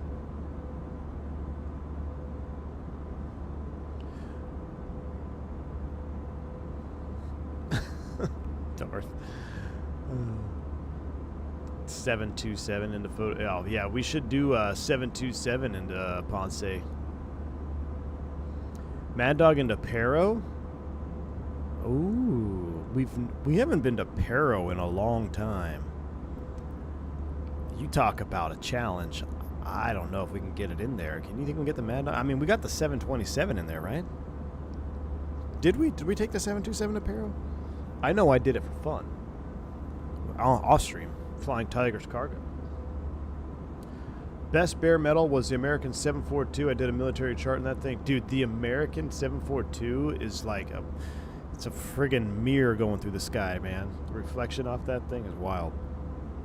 Yeah, the last time in Apparel was the 777.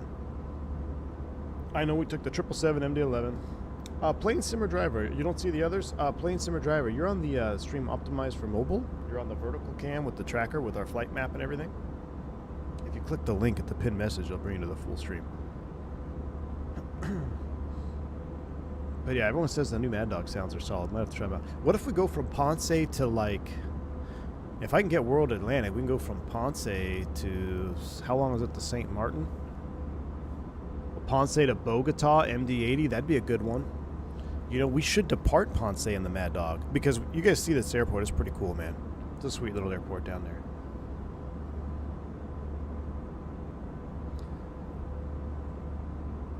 You can't cancel IFR, but the nice part is being able to just ignore instructions for approach if it starts not making sense. Yeah, Kerfell. That's what I've been doing with Beyond ATC, and I like it. I'm sure it'll get, you know, modified and tweaked in the future. That'd be something to think about asking the dev, is to have a cancel IFR option, and I think that probably would come when they get the VFR sorted. Because I guess if you cancel IFR, the Southwest 412 guy is following us.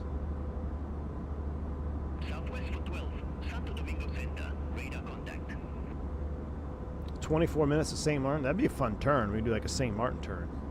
Stay low level. Could always dig out and hold. Oh, you know what, diabetic lad?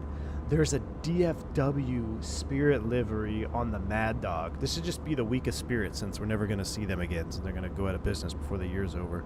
We should fly all things Spirit this week. There is a they had the blue pixel on the MD-80s. Matter of fact, diabetic lad, that's why this is a gray pixel.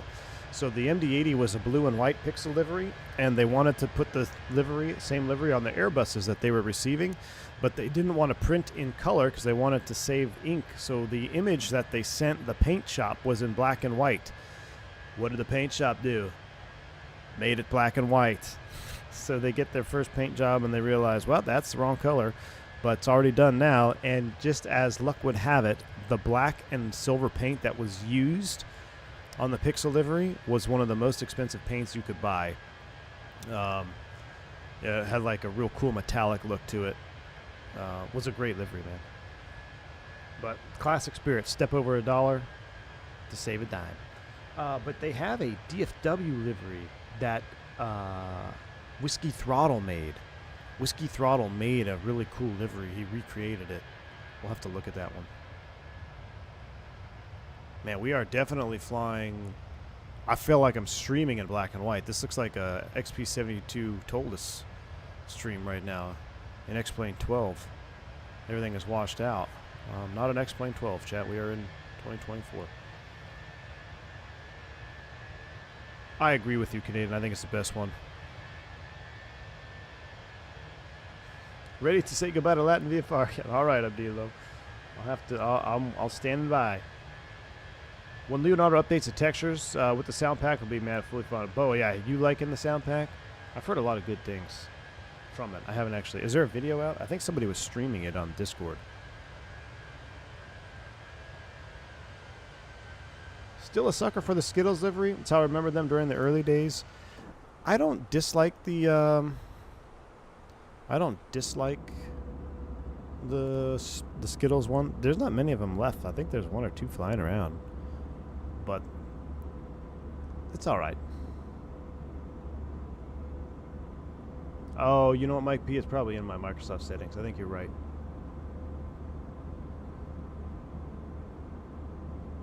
Not sure how well it's represented in Microsoft, but Madeira Airport in Portugal is also a famous challenging airport. Yes, definitely on the Euro Tour. Definitely. Definitely going to have to check out Madeira. Unless the winds are calm. Oh, hold on, stand by. Scheduling alerts.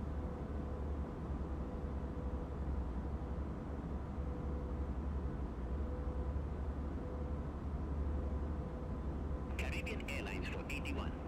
Contact San Juan Oceanic Control 118.75. Contact San Juan Oceanic Control 118.75. Oceanic Control? Caribbean Airlines for 81. Caribbean Airlines going oceanic, huh?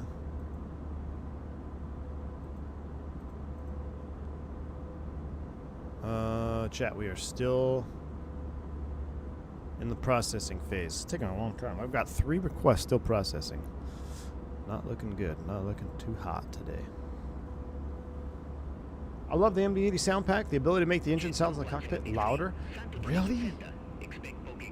You can adjust the engine. Okay, I'm gonna have to down. Where can I get this, Bill? Let me look it up.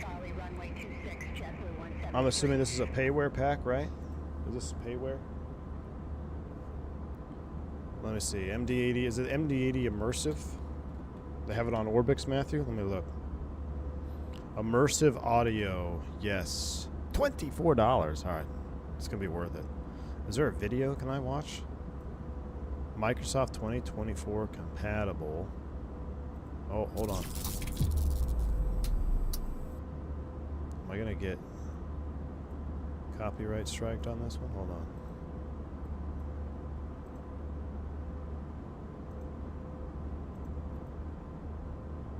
Hold on. We gotta watch this.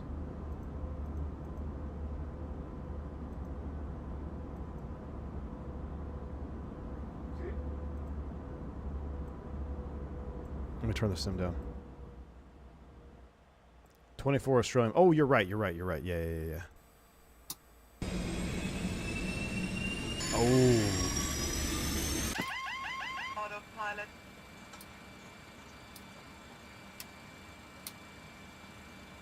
Shh.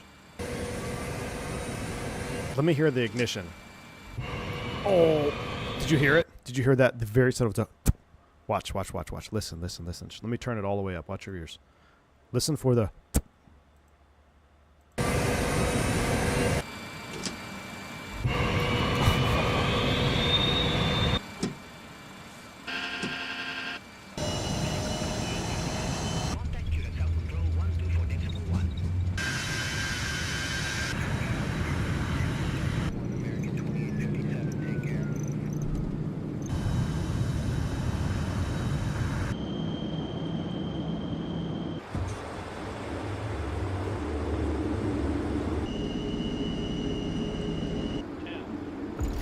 we smashed it. All right. I'm done. All right, we're going to get that. We got to get that, chat.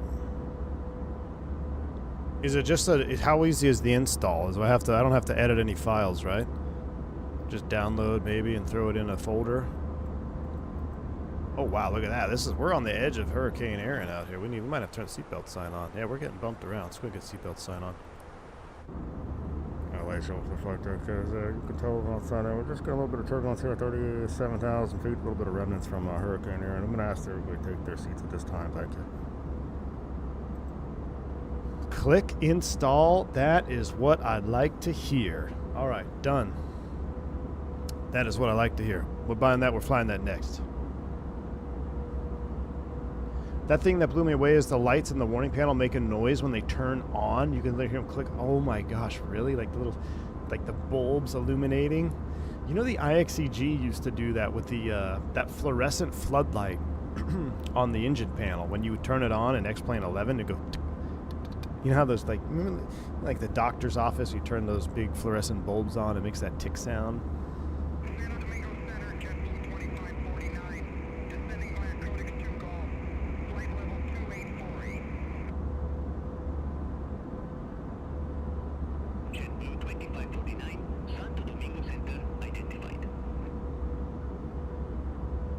All right. What do we got here for descent? We are 218. We should probably start thinking about this. I don't have my real world book with me, but I think we ought to figure it out. So essentially, we're going to come down here. We're going to go from Moz. Let's make sure we're all set up here. All right. So, yeah, we are set up from Moz inbound. And we're going to stick with the RNAV, but then we're going to just shut it off and hand fly it in. Once we see the mountain, prior to Setbo, I believe, be the turn, the right turn. All right, so those are all in the box. Let's fill out the info. Does this guy have any Ponce weather for me? Let me see. Center, do you have the weather for Ponce, Spirit Wings 357? I'm probably not going to have it because I don't think they have an. You have to normally as CTAF. Maintain 270 knots. Maintain 270 knots, JetBlue 173. JetBlue 173, descend to flight level 160. Ignoring me. Ponce weather's hot. Can't be hotter than it is in DFW. Swimming Clancy's got the Macau Center. Oh, here we go. Weather at Nacerita. Winds 315 degrees at 6 knots. Visibility 10 miles. Temperature 32 degrees. QNH to 993. All right. He gave us the weather. Beautiful. 2993, 32, 315 at 6 knots. The RNAV 12. Let's look it up. The Macau Center taxiway design is a bridge over the water to access the runway. Really, Swim and Climb. Do they have one for 24? That seems pretty cool. All right, let's go to How do you say Mercadita? Mercadita? Mercedita? Merdita? Pulse? All right, approach RNAV 12. We've got a LNAV MDH. We'll go 880 plus 50 is going to be 930. In the Barrow, we added 50 feet, 930. That checks. We're not going to use our LS push buttons. We'll be LNAV, VNAV on the way down. What is the Moz VOR? We want to be SEPO at or above 3,000. Let's see if that's in there. Let's make that a hard altitude if it's not already, just for some descent planning. SEPO, we've got at or above. We're going to make this a hard 3,000. So you see us as at or above 3. This is okay if you are, keeping up with what you're doing on the descent, but it's also a way to get hosed. If you make this a hard 3,000, you're basically going to guarantee yourself on profile on the way down, because as long as you're at or above 3, it's going to think you're on profile. But since we're flying with Beyond ATC, and I'm not quite sure how it's going to handle this approach, I want to have a nice hard descent point. So right there, we'll start down just prior to Mela. We'll have to have our terrain on. I'll put terrain on ND on the FO side. I'm going to just rock the weather for right now. I'll flip those probably when we start our descent. Into Ponce. We'll land 1-2. Let's do some landing calculations. Let's look at the ground charts. If you look at the runway, it is a displaced threshold. You're actually landing with less than 6,000 feet because of the displaced threshold. So that's going to require us to do our landing with less than 6,000 foot procedures. So we're going to call it good for right now. We'll go good. Winds are 316 at 6 and 2.9 Oh no. What is 2.9 on this thing? Oh, I can't do it on that one. 2.9 is 1014 in Phoenix units. 1014 in Phoenix units. Landing weight 128. We're 5'3". We're going to burn another 1,000 pounds. So let's just call it 127 even.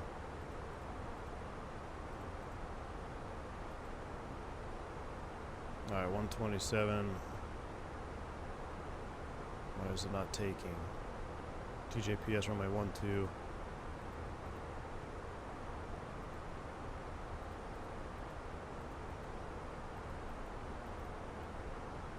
Why can I never get it to take?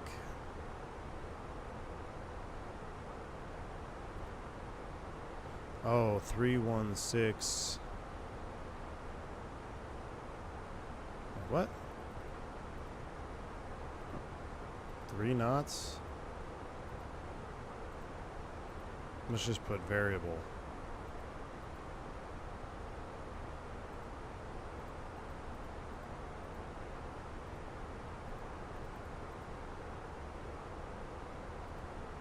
Bank angle. Right angle check. Bank angle. Just popping in from work to say welcome back. Hope all is well with you and your family. I'll watch this stream on demand later. Take care, everyone.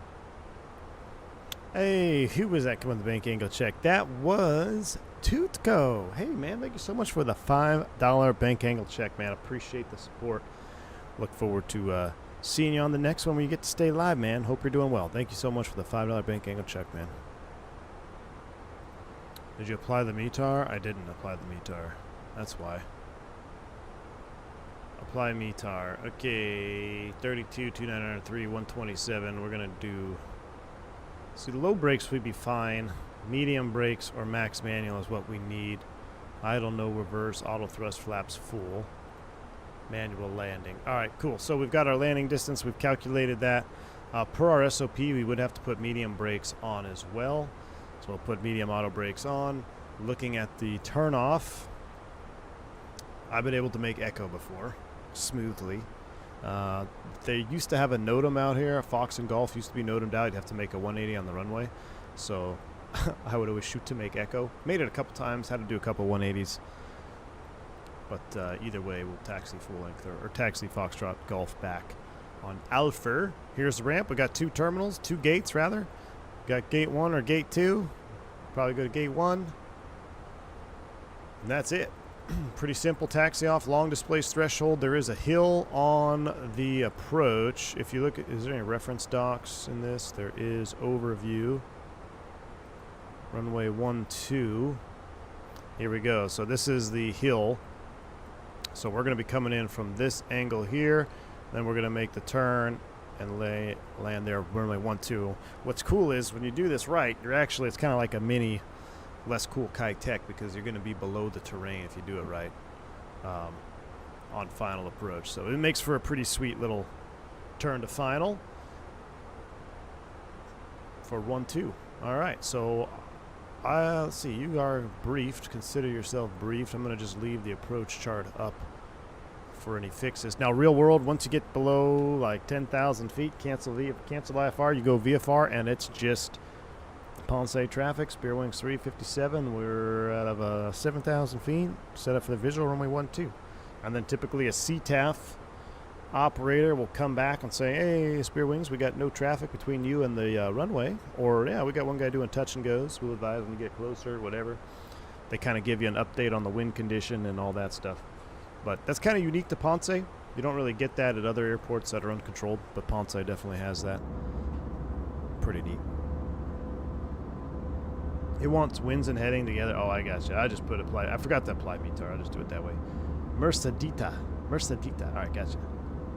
AI is stealing your job, Abdilo. I know it, man. Are you happy with how slippery the 319 is in descent after the update? Google, ask me after we land.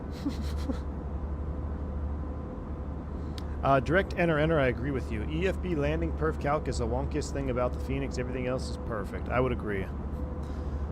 It's weird. I never know if they wanted an HG or like whatever the other one is, QFE, HG, and 1030 millibars. The wind doesn't make sense. You can't enter the weight properly.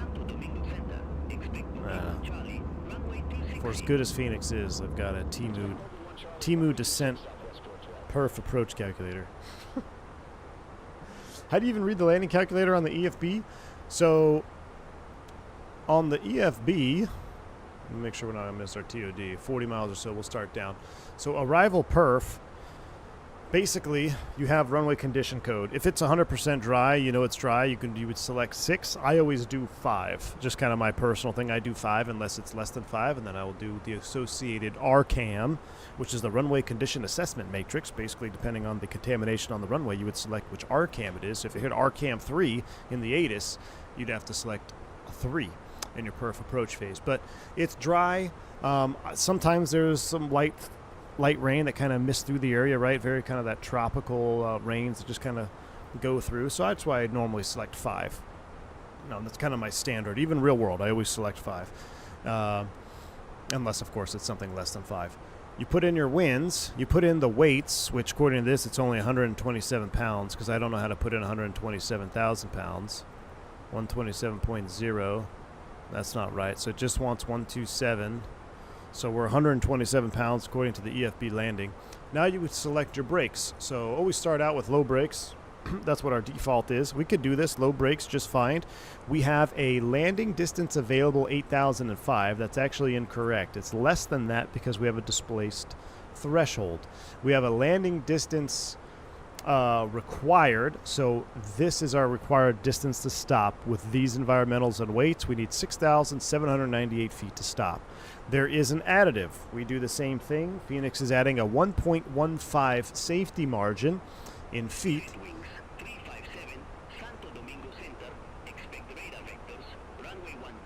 Okay, we'll expect that. Okay, accept that. Yeah. Expect radar vectors.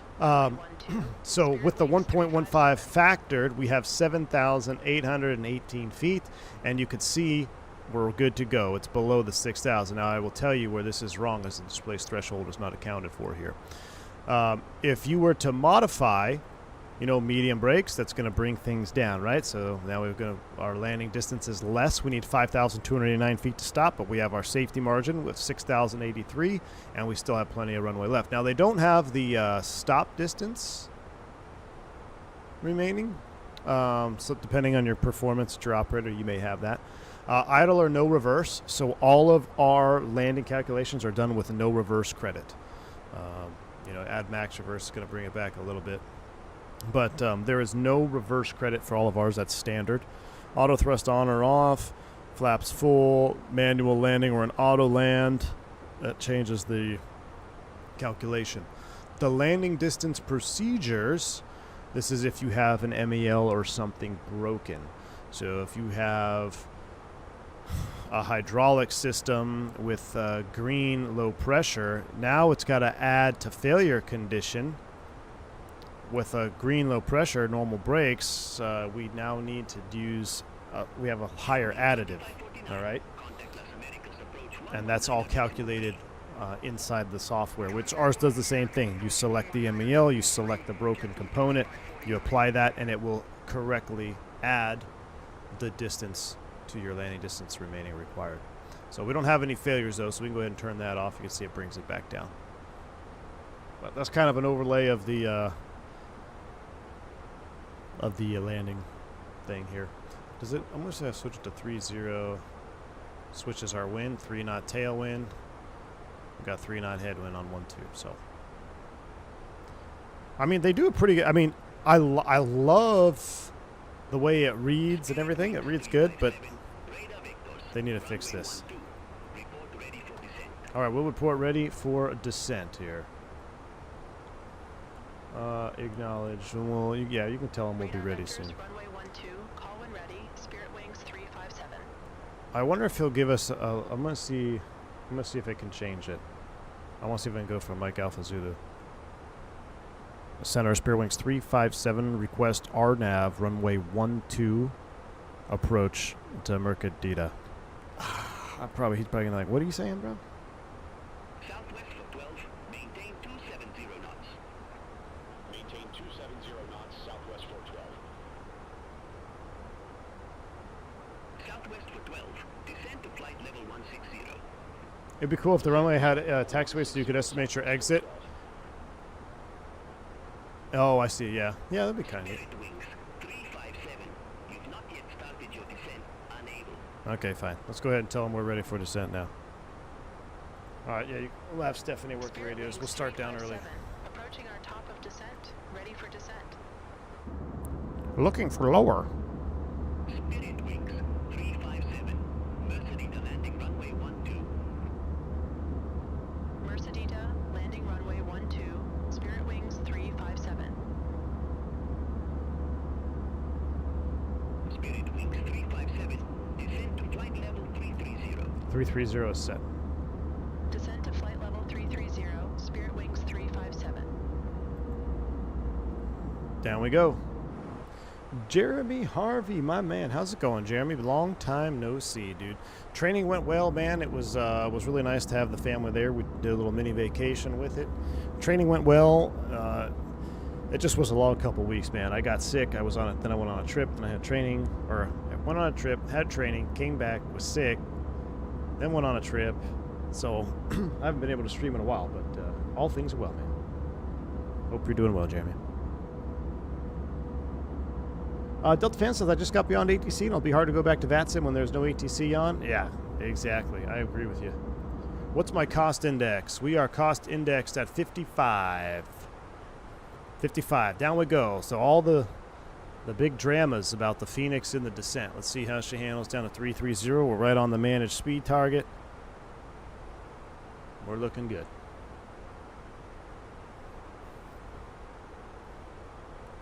And our descent is calculated. We're going to be managed at 7.8 or 315 indicated in the transition at changeover altitude. Somebody let full flap sim know. Approaching 1,000, a level off. Possible feeder stream to start off the Euro tour from JFK to London? I think so, Oscar. I think so. Maybe not JFK. Maybe, where could we go from? Because we left JFK on the last Euro tour. Oh. 14,000. 14,000 is blue. All right, 14,000 is blue. I kind of hosed her there. 14 blue. Descent. She's trying to catch up to it. Let's get a little speed break out. Spirit wings 357, contact San Juan Oceanic Control 118.75. Get the cams out. I don't know why I have to readjust my camera, guys. I'm sorry, you can't see the full throttle box there. All right. San Juan Oceanic Control, Spirit wings 357. Ears are popping. Flight level We're catching up to it. Spirit wings 357, San Juan Oceanic Control, radar contact. See, so it's trying to get to 315 knots is what it's trying to target. If I was a better pilot, I would have set descent speed to like 310. But it's continuously trying to creep up to 315 plus the margin, right?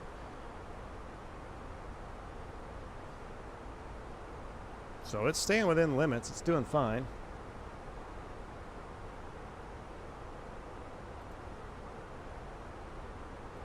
Sounds are coming up here. But because it's targeting that 315 in the changeover here, this is gonna, yeah.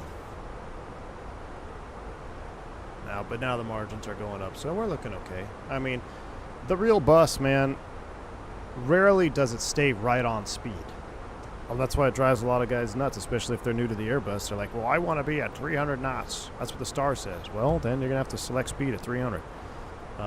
Because you can get in trouble. Because if it's in the econ descent window, it will fly the econ descent window. It will either fly fast of it, if it's in that condition, or it will fly slow of it. But I'd say more often than not, you're going to see it fast in the econ descent window. Now, FMS2 changes the whole thing. FMS2 is going to lock in your altitude, and it really doesn't care about your speed. It'll try to do it, but you're going to be riding the brakes with FMS2 in a lot of scenarios.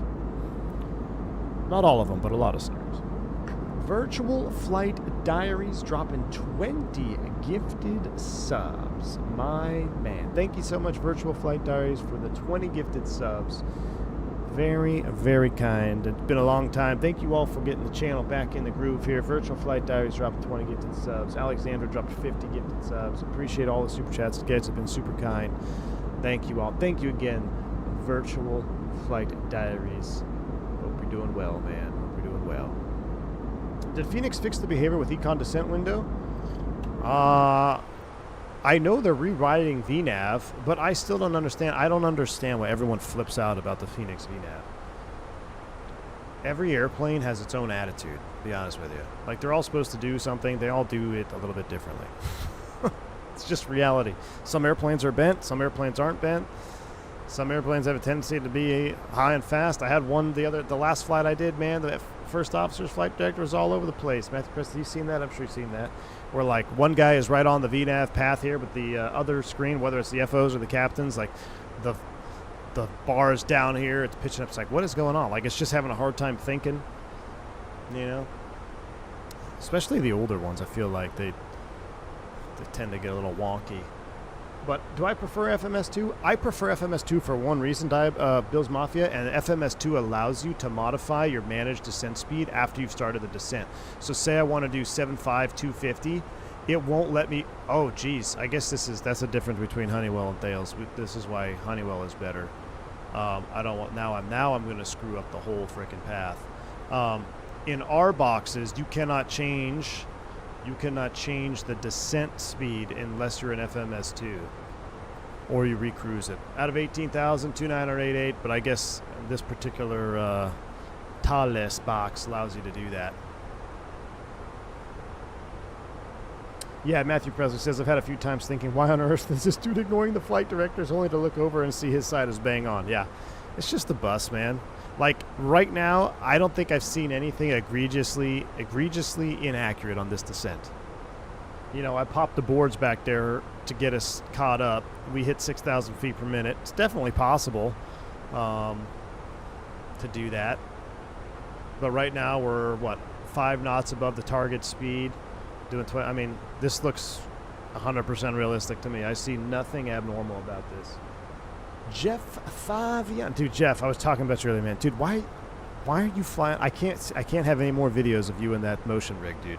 That thing looked sick. Flying the C-130 today with a full motion rig. That thing looks sweet, man. I also saw you playing some Battlefield 6. It looks like you're gonna need a squad, man. We're gonna have to squad up together.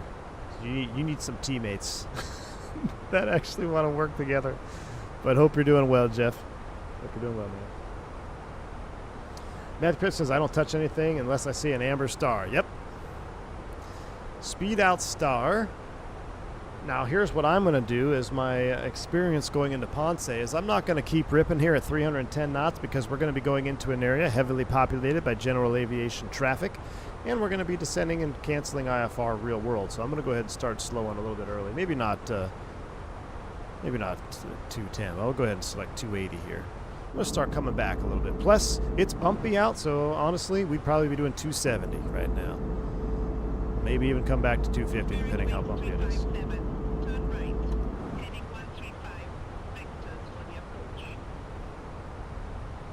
I'm going to ignore. Heading 135,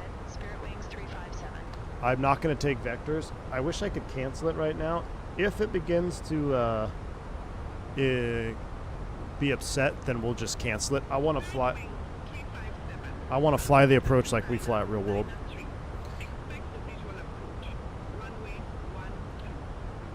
Roger. 2909 or 3. Let's go with magic. 3, expect the visual approach. Runway 12, Spirit Wings 357. 93 set once, twice, and thrice. Spirit Wing 357, descend to 6,000 feet. Descend to 6,000 feet. 6,000 blue. Thrust idle, open descent. So look, I'm already a little bit behind. I'm slowing and going down. Crack the speed brake here because I'm lazy. If I wasn't lazy, I'd select vertical speed 900 and then start coming down. Uh-oh. Chat. What's happening? What's happening, chat? Oh.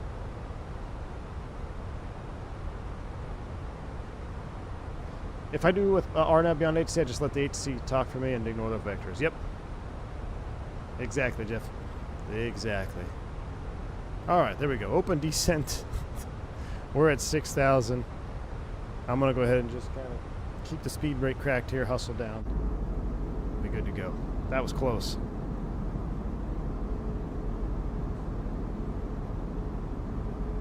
Matrix is real.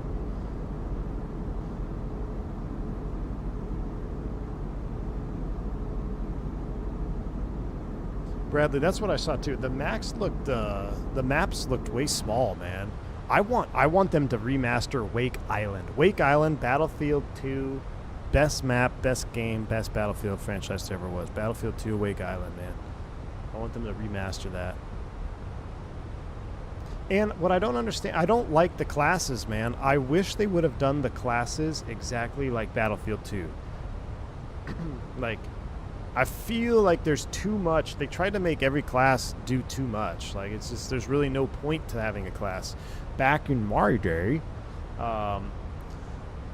you really had to have, like, your class. If you had a squad and you each had a class, like the right class, it was, you were a powerful unit, a cohesive. From what I saw in the beta, it seemed like, man, you just pick a class for whatever reason. You don't even need to pick them. Might as well make it classless. I mean, Fabiano's running around with defibrillators with a MG. It's pretty cool. Caspian Border was pretty good. Yeah, Caspian Border. Yeah, I saw some guys playing that. I didn't do the beta because I didn't want to figure out safe boot on my home PC, but I will for the final version. So I can tell you now, we're getting high. So max speed brakes are coming out. We're open descent. We're going to get the Chinese speed brakes on as well. Flight attendants, please prepare for landing. We're going to activate, confirm the approach phase. That's done. We are thrust idle, open descent, full boards. Down we go. Yeah, full boards coming in. I flew the Apache, crashed it. Flew the F-16, crashed it immediately. Who defaults without without inverted controls? Good old days, man. You didn't like the planes at all. Interesting.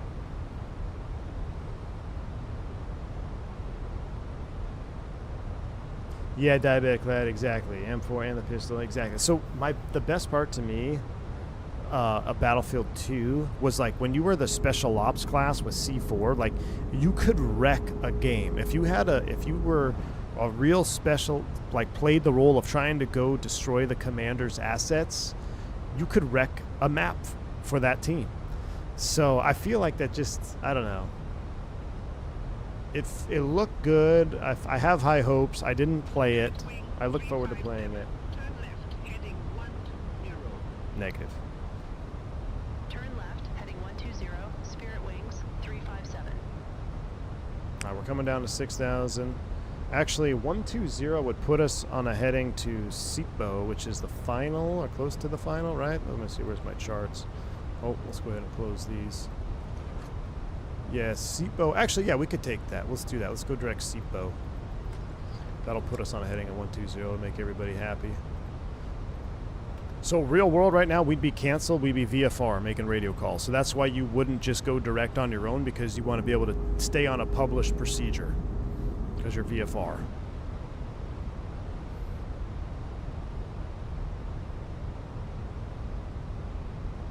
Definitely, yeah, it needs some polish for the RNF for sure.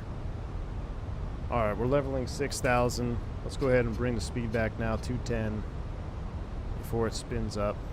We're looking good. And actually, you know what? We need to get to 5.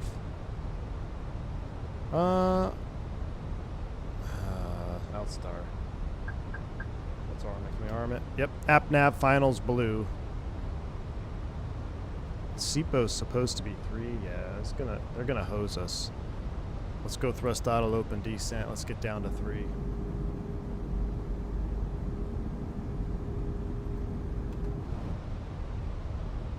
I know she said 6, but we're going to 3.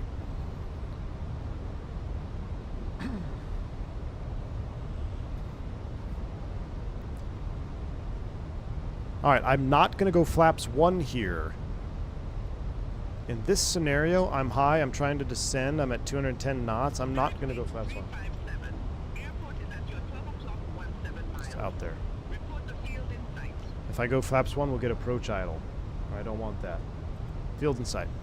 Field in sight. Spirit Wings 357. Spirit Wings 357. Cleared visual approach. All right, we're cleared approach. Cleared visual approach 12. Spirit Wings 357. Ooh, let me get flight recorder ready.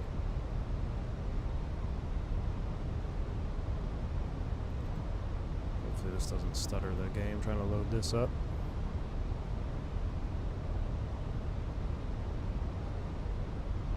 Man, we're still a little bit high. That level off back there hosed us. Let's see if we can catch up to it. Warp is at 2200. 2200 is blue. It says we're gonna make it. We'll see what happens here.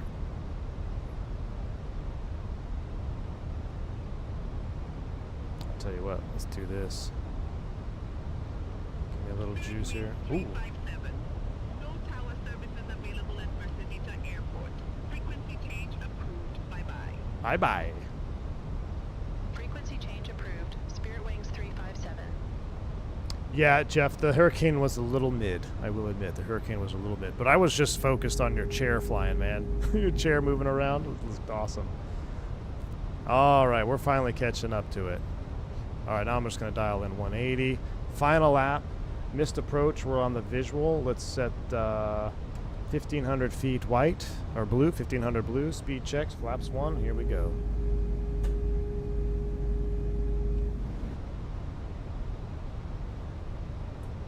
Where's my flight recorder? Oh, brother. All right, flight recorder's recording. VFE next, -10, flaps 2. Speed checks, flaps 2.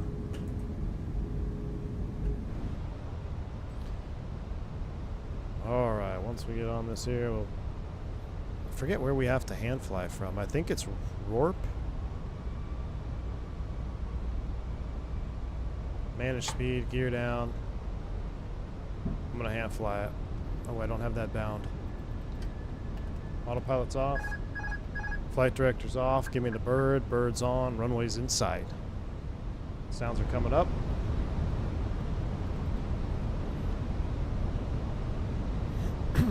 All right. VFE next, stand flaps 3. Speed checks, flaps 3. Spoilers should be armed.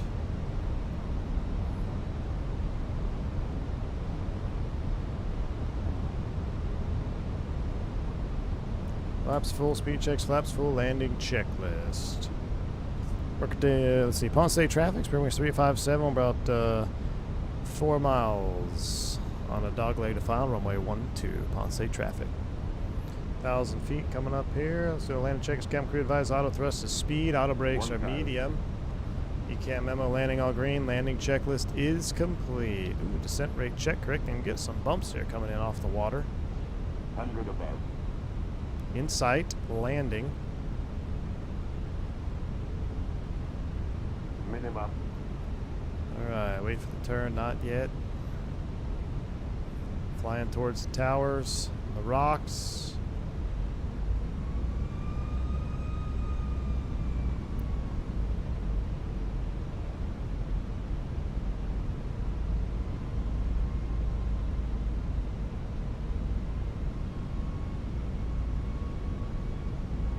500. Not yet. Now crank it in. A little bit high, correcting. Look at that big displace threshold. See what I mean? All right, we're 2 whites, 2 reds. Speed. Come on, auto thrust. Give me a little more. Give me a little more juice there.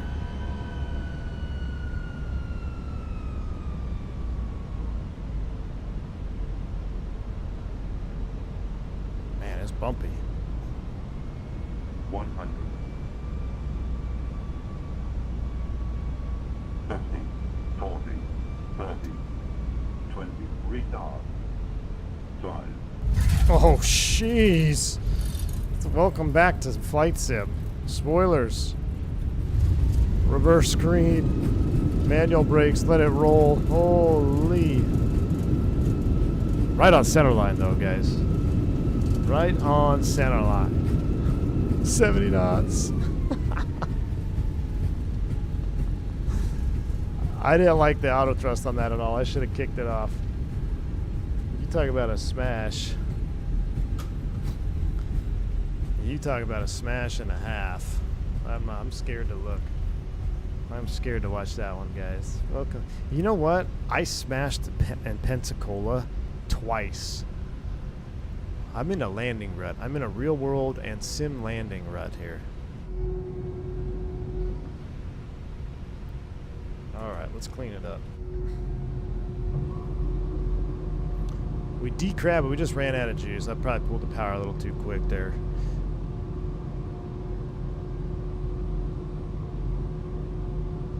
Welcome to Ponce. Sorry, Photo Rico, I just dented your brand new scenery here. Plane is headed to maintenance. Oh my gosh. Alright, let's stop the recording. Hopefully the sim will crash and we won't have to watch it.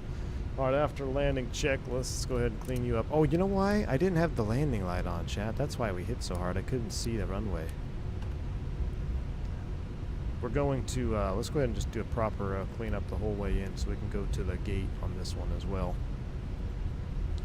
Good night. Oh my word. Alright, let's go ahead and spool you up.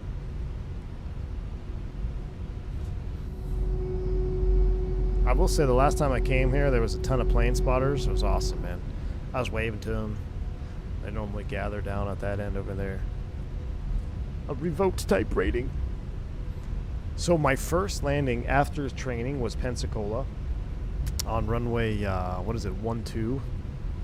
And there's a hump or something on that runway. I hit hard. I mean, it wasn't, it was like a, it said it was like a 128 feet per minute or something. But I don't know. It was like 1.4 G or something. I don't know. It felt hard. And I was pretty embarrassed. And then I was like, all right, I'm going to do better the next day. Because we went back to Pensacola the next day. Same thing. Smashed it. Like, I don't know. I quit. Pensacola's got it in for me, man. All the Navy pilots come out to watch you land. Exactly. Welcome to my country, says Carlos. What's up, man? Look at the GA ramp out there. Looking awesome, man. This is the Puerto Rico Ponce. Alright, APU is up and running. We'll kill the taxi light. We're not going to kill an engine on this taxi in here, just because it's a real tight operating ramp.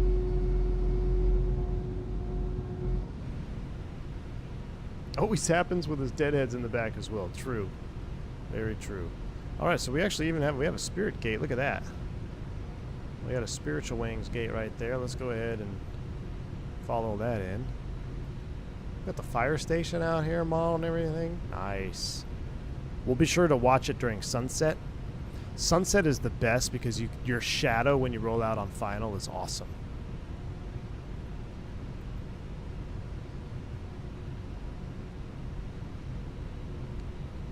Alright, let's go ahead and roll you in here.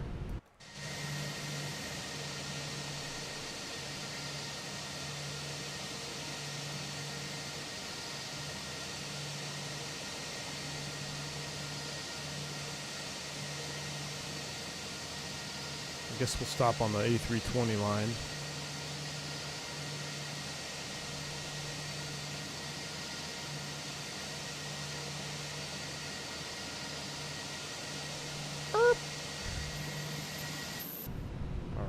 Brakes are set.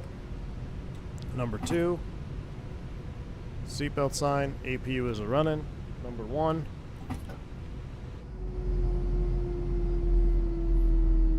There's Abdilo right there. Is that Abdilo?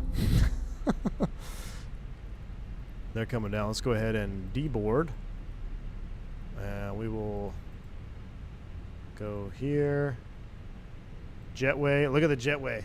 These are how the jetways are. They go ground level up, so it's pretty cool. That is really cool. The bridge is coming down. Look at that. Oh, that looks awesome behind the fence line.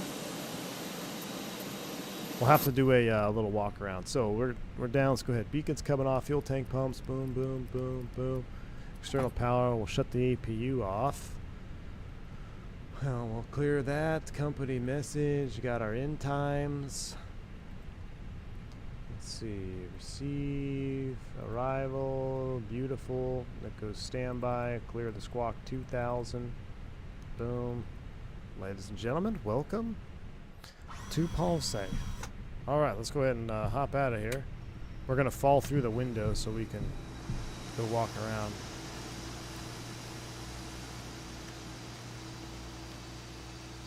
Love it. That is really cool. We got the jet bridge hooked up like that. We got a JetBlue gate over here. Awesome. Alright, let's go into drone cam so we can zoom around here. Look, they got a little inside modeled here too.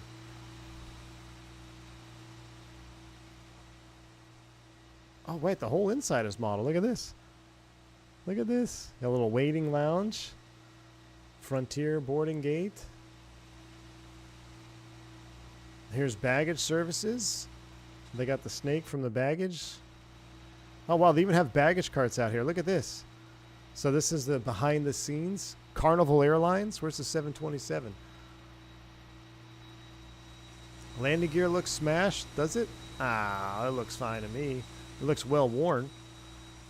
There's the fire station. Come over here to the GA ramp. Let me turn the lights down a little bit. It'll make it look a little more juice. Let's go custom. What's the light? Oh yeah, with the lights and the pink sunset rather. I don't know why I got a pink 172. I think that's a Beyond ATC airplane there. It's causing that. Oh, look at the lights here. Really cool terminal lighting. They got the flags. What's that in the? They even got the Dawn Q, huh? Very cool. There's when you roll up. And I'll show you where the plane spotters are. So up here normally is where, yeah, along this road where I've seen the plane spotters. We had a direct crosswind. Oh, they got the Ponce sign out front. That is the rum factory. Nice little airport sign. I didn't realize that was actually the, that's actually Don Q. That's a rum. That's awesome. But yeah, a really neat little scenery. We're going to have to take the MD-80 out of here on this one. We'll have to go from here somewhere. But, oh yeah, here's the Spirit entryway. Oh, wow. Oh, I got to turn the camera down. They've got the this is pretty highly detailed. Let me turn the speed down. Like 10 or so. It's got overnight activities. Indeed, Matthew. Indeed, man. Oh, yeah, you got JetBlue guy. This guy's checking in over here. Start here. Commence aquí. Frontier, JetBlue, Spiritual Wangs. Oh, what's over this? Oh, yeah, this is the gate. This is awesome. Very cool. Oh, what? There's a hallway here. There's a secret hallway.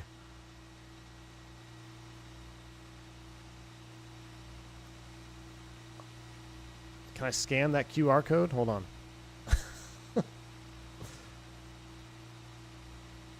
Oh my gosh. Travel Safe Puerto Rico. It's an actual QR code. Wow. You can actually scan that. That's cool though. Look at the tail behind the window. Oh, dude, that's awesome. That's actually a good screenshot right there. In remembrance of spiritual wings. It's gonna be sad when they disappear.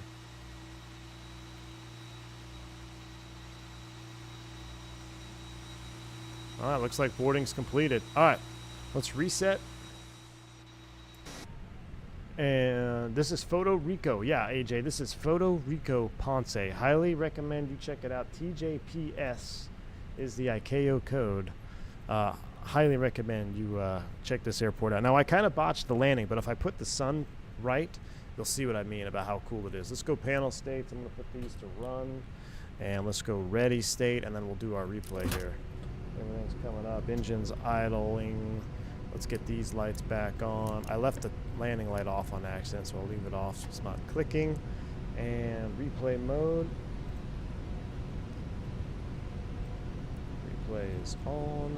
Terrain ahead. Pull up. Alright, let me pause you. Let's run this forward a little bit. Too low. Terrain. Let's go ahead and get the parking brake off. Let's get the flaps out. Now let's set the sunset rather. Come back a little bit. It may not have the right shadow because the sun is behind, or the clouds. But yeah, on this approach, I've done it right when the sun is at the tail of the airplane, and as you roll out on final, it's awesome. Coming across the power lines here, there's the hills. I turned a little bit early there, it's a little bit weak. We do the visual approach is much more fun, but I don't have my chart with me, so I forgot like where we fly. That's where we're supposed to be. But the visuals, you basically fly at that mountain. Let's see if I can't get the shadow. Oh, there's a little bit of the shadow right there. That's awesome. Yes, I do have interest in flying the MH60, man. I do. I saw a couple of vids on it. We decrabbed like a boss, and then we just smashed it. Oh my gosh, did we smash. We had a good decrab. Too low. Terrain.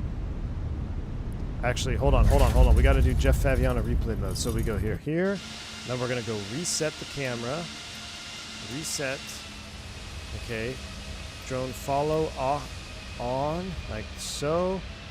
Let's go to the plane spotter area, which would be like... Actually, I don't want to be that far away.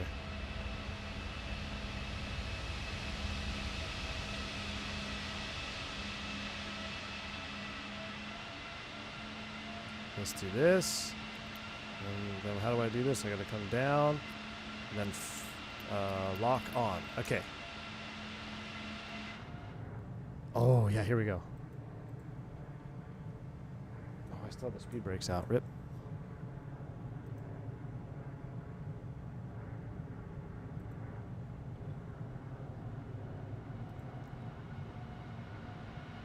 Oh, we almost pretty much bounced one wheel there. Oh, I should have put my reversers in reverse.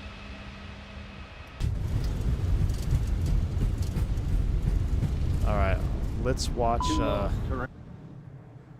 gonna look at Volanta.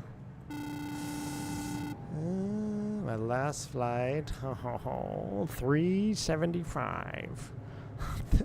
375 feet per minute short of breaking the gear. 375.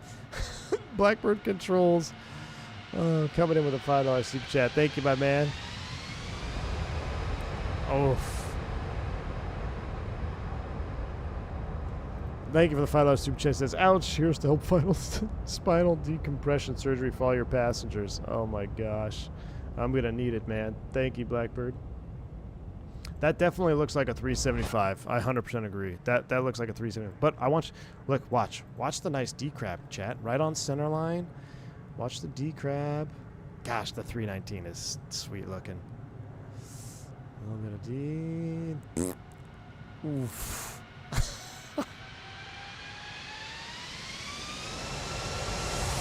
All right. All right. I'm going to wind it back. I'm going to set you guys up here. I'm going to put you back to where you're supposed to be. Put you back. We're going to run it forward to sunset. Thanks again, Blackbird, for the $5 decompression surgery fund, man. IOE in progress. Pretty sure I dropped a few masks on the 767 on my first landing. Oh no. See, I have not dropped the Note 2 mask. I have not dropped the Note 2 mask. I may or may not have allegedly popped an overhead bin or two before, though. But hey, listen, they can't all be tense, okay? They can't all be tense, Chad. All right, guys, thank you so much for the support today. It's been a wild one. I'm trying to get I got to get the brain back into streamer mode again. But y'all have been awesome. Thank you for the support, hanging out and chatting, talking all day. I mean, for as long as that stream was, 2.5 hours, it actually went by pretty quick. So I had fun. I hope you had fun. MD80 is next. The Mad Dog is next. Thank you again for the gifted subs, the superchats.com for the sale right now. At Blackbird Controls, you want to get on that. Virtual Flight Diaries, too kind of you dropping the sub bomb as well. Alexander Bellini, Canadian, dropping a massive super chat. Turk in the U.S. trolling me. And I think there's Al W. and Aviation Dude 95 as well. Thank you all for the fan funding. I will catch y'all on the next one. Until then, stay safe, stay healthy. Wow, look at this castle thing lit up down there. That's awesome. All right, stay safe, stay healthy. I'm B1. See you in the chat. I'm out of here. Soup.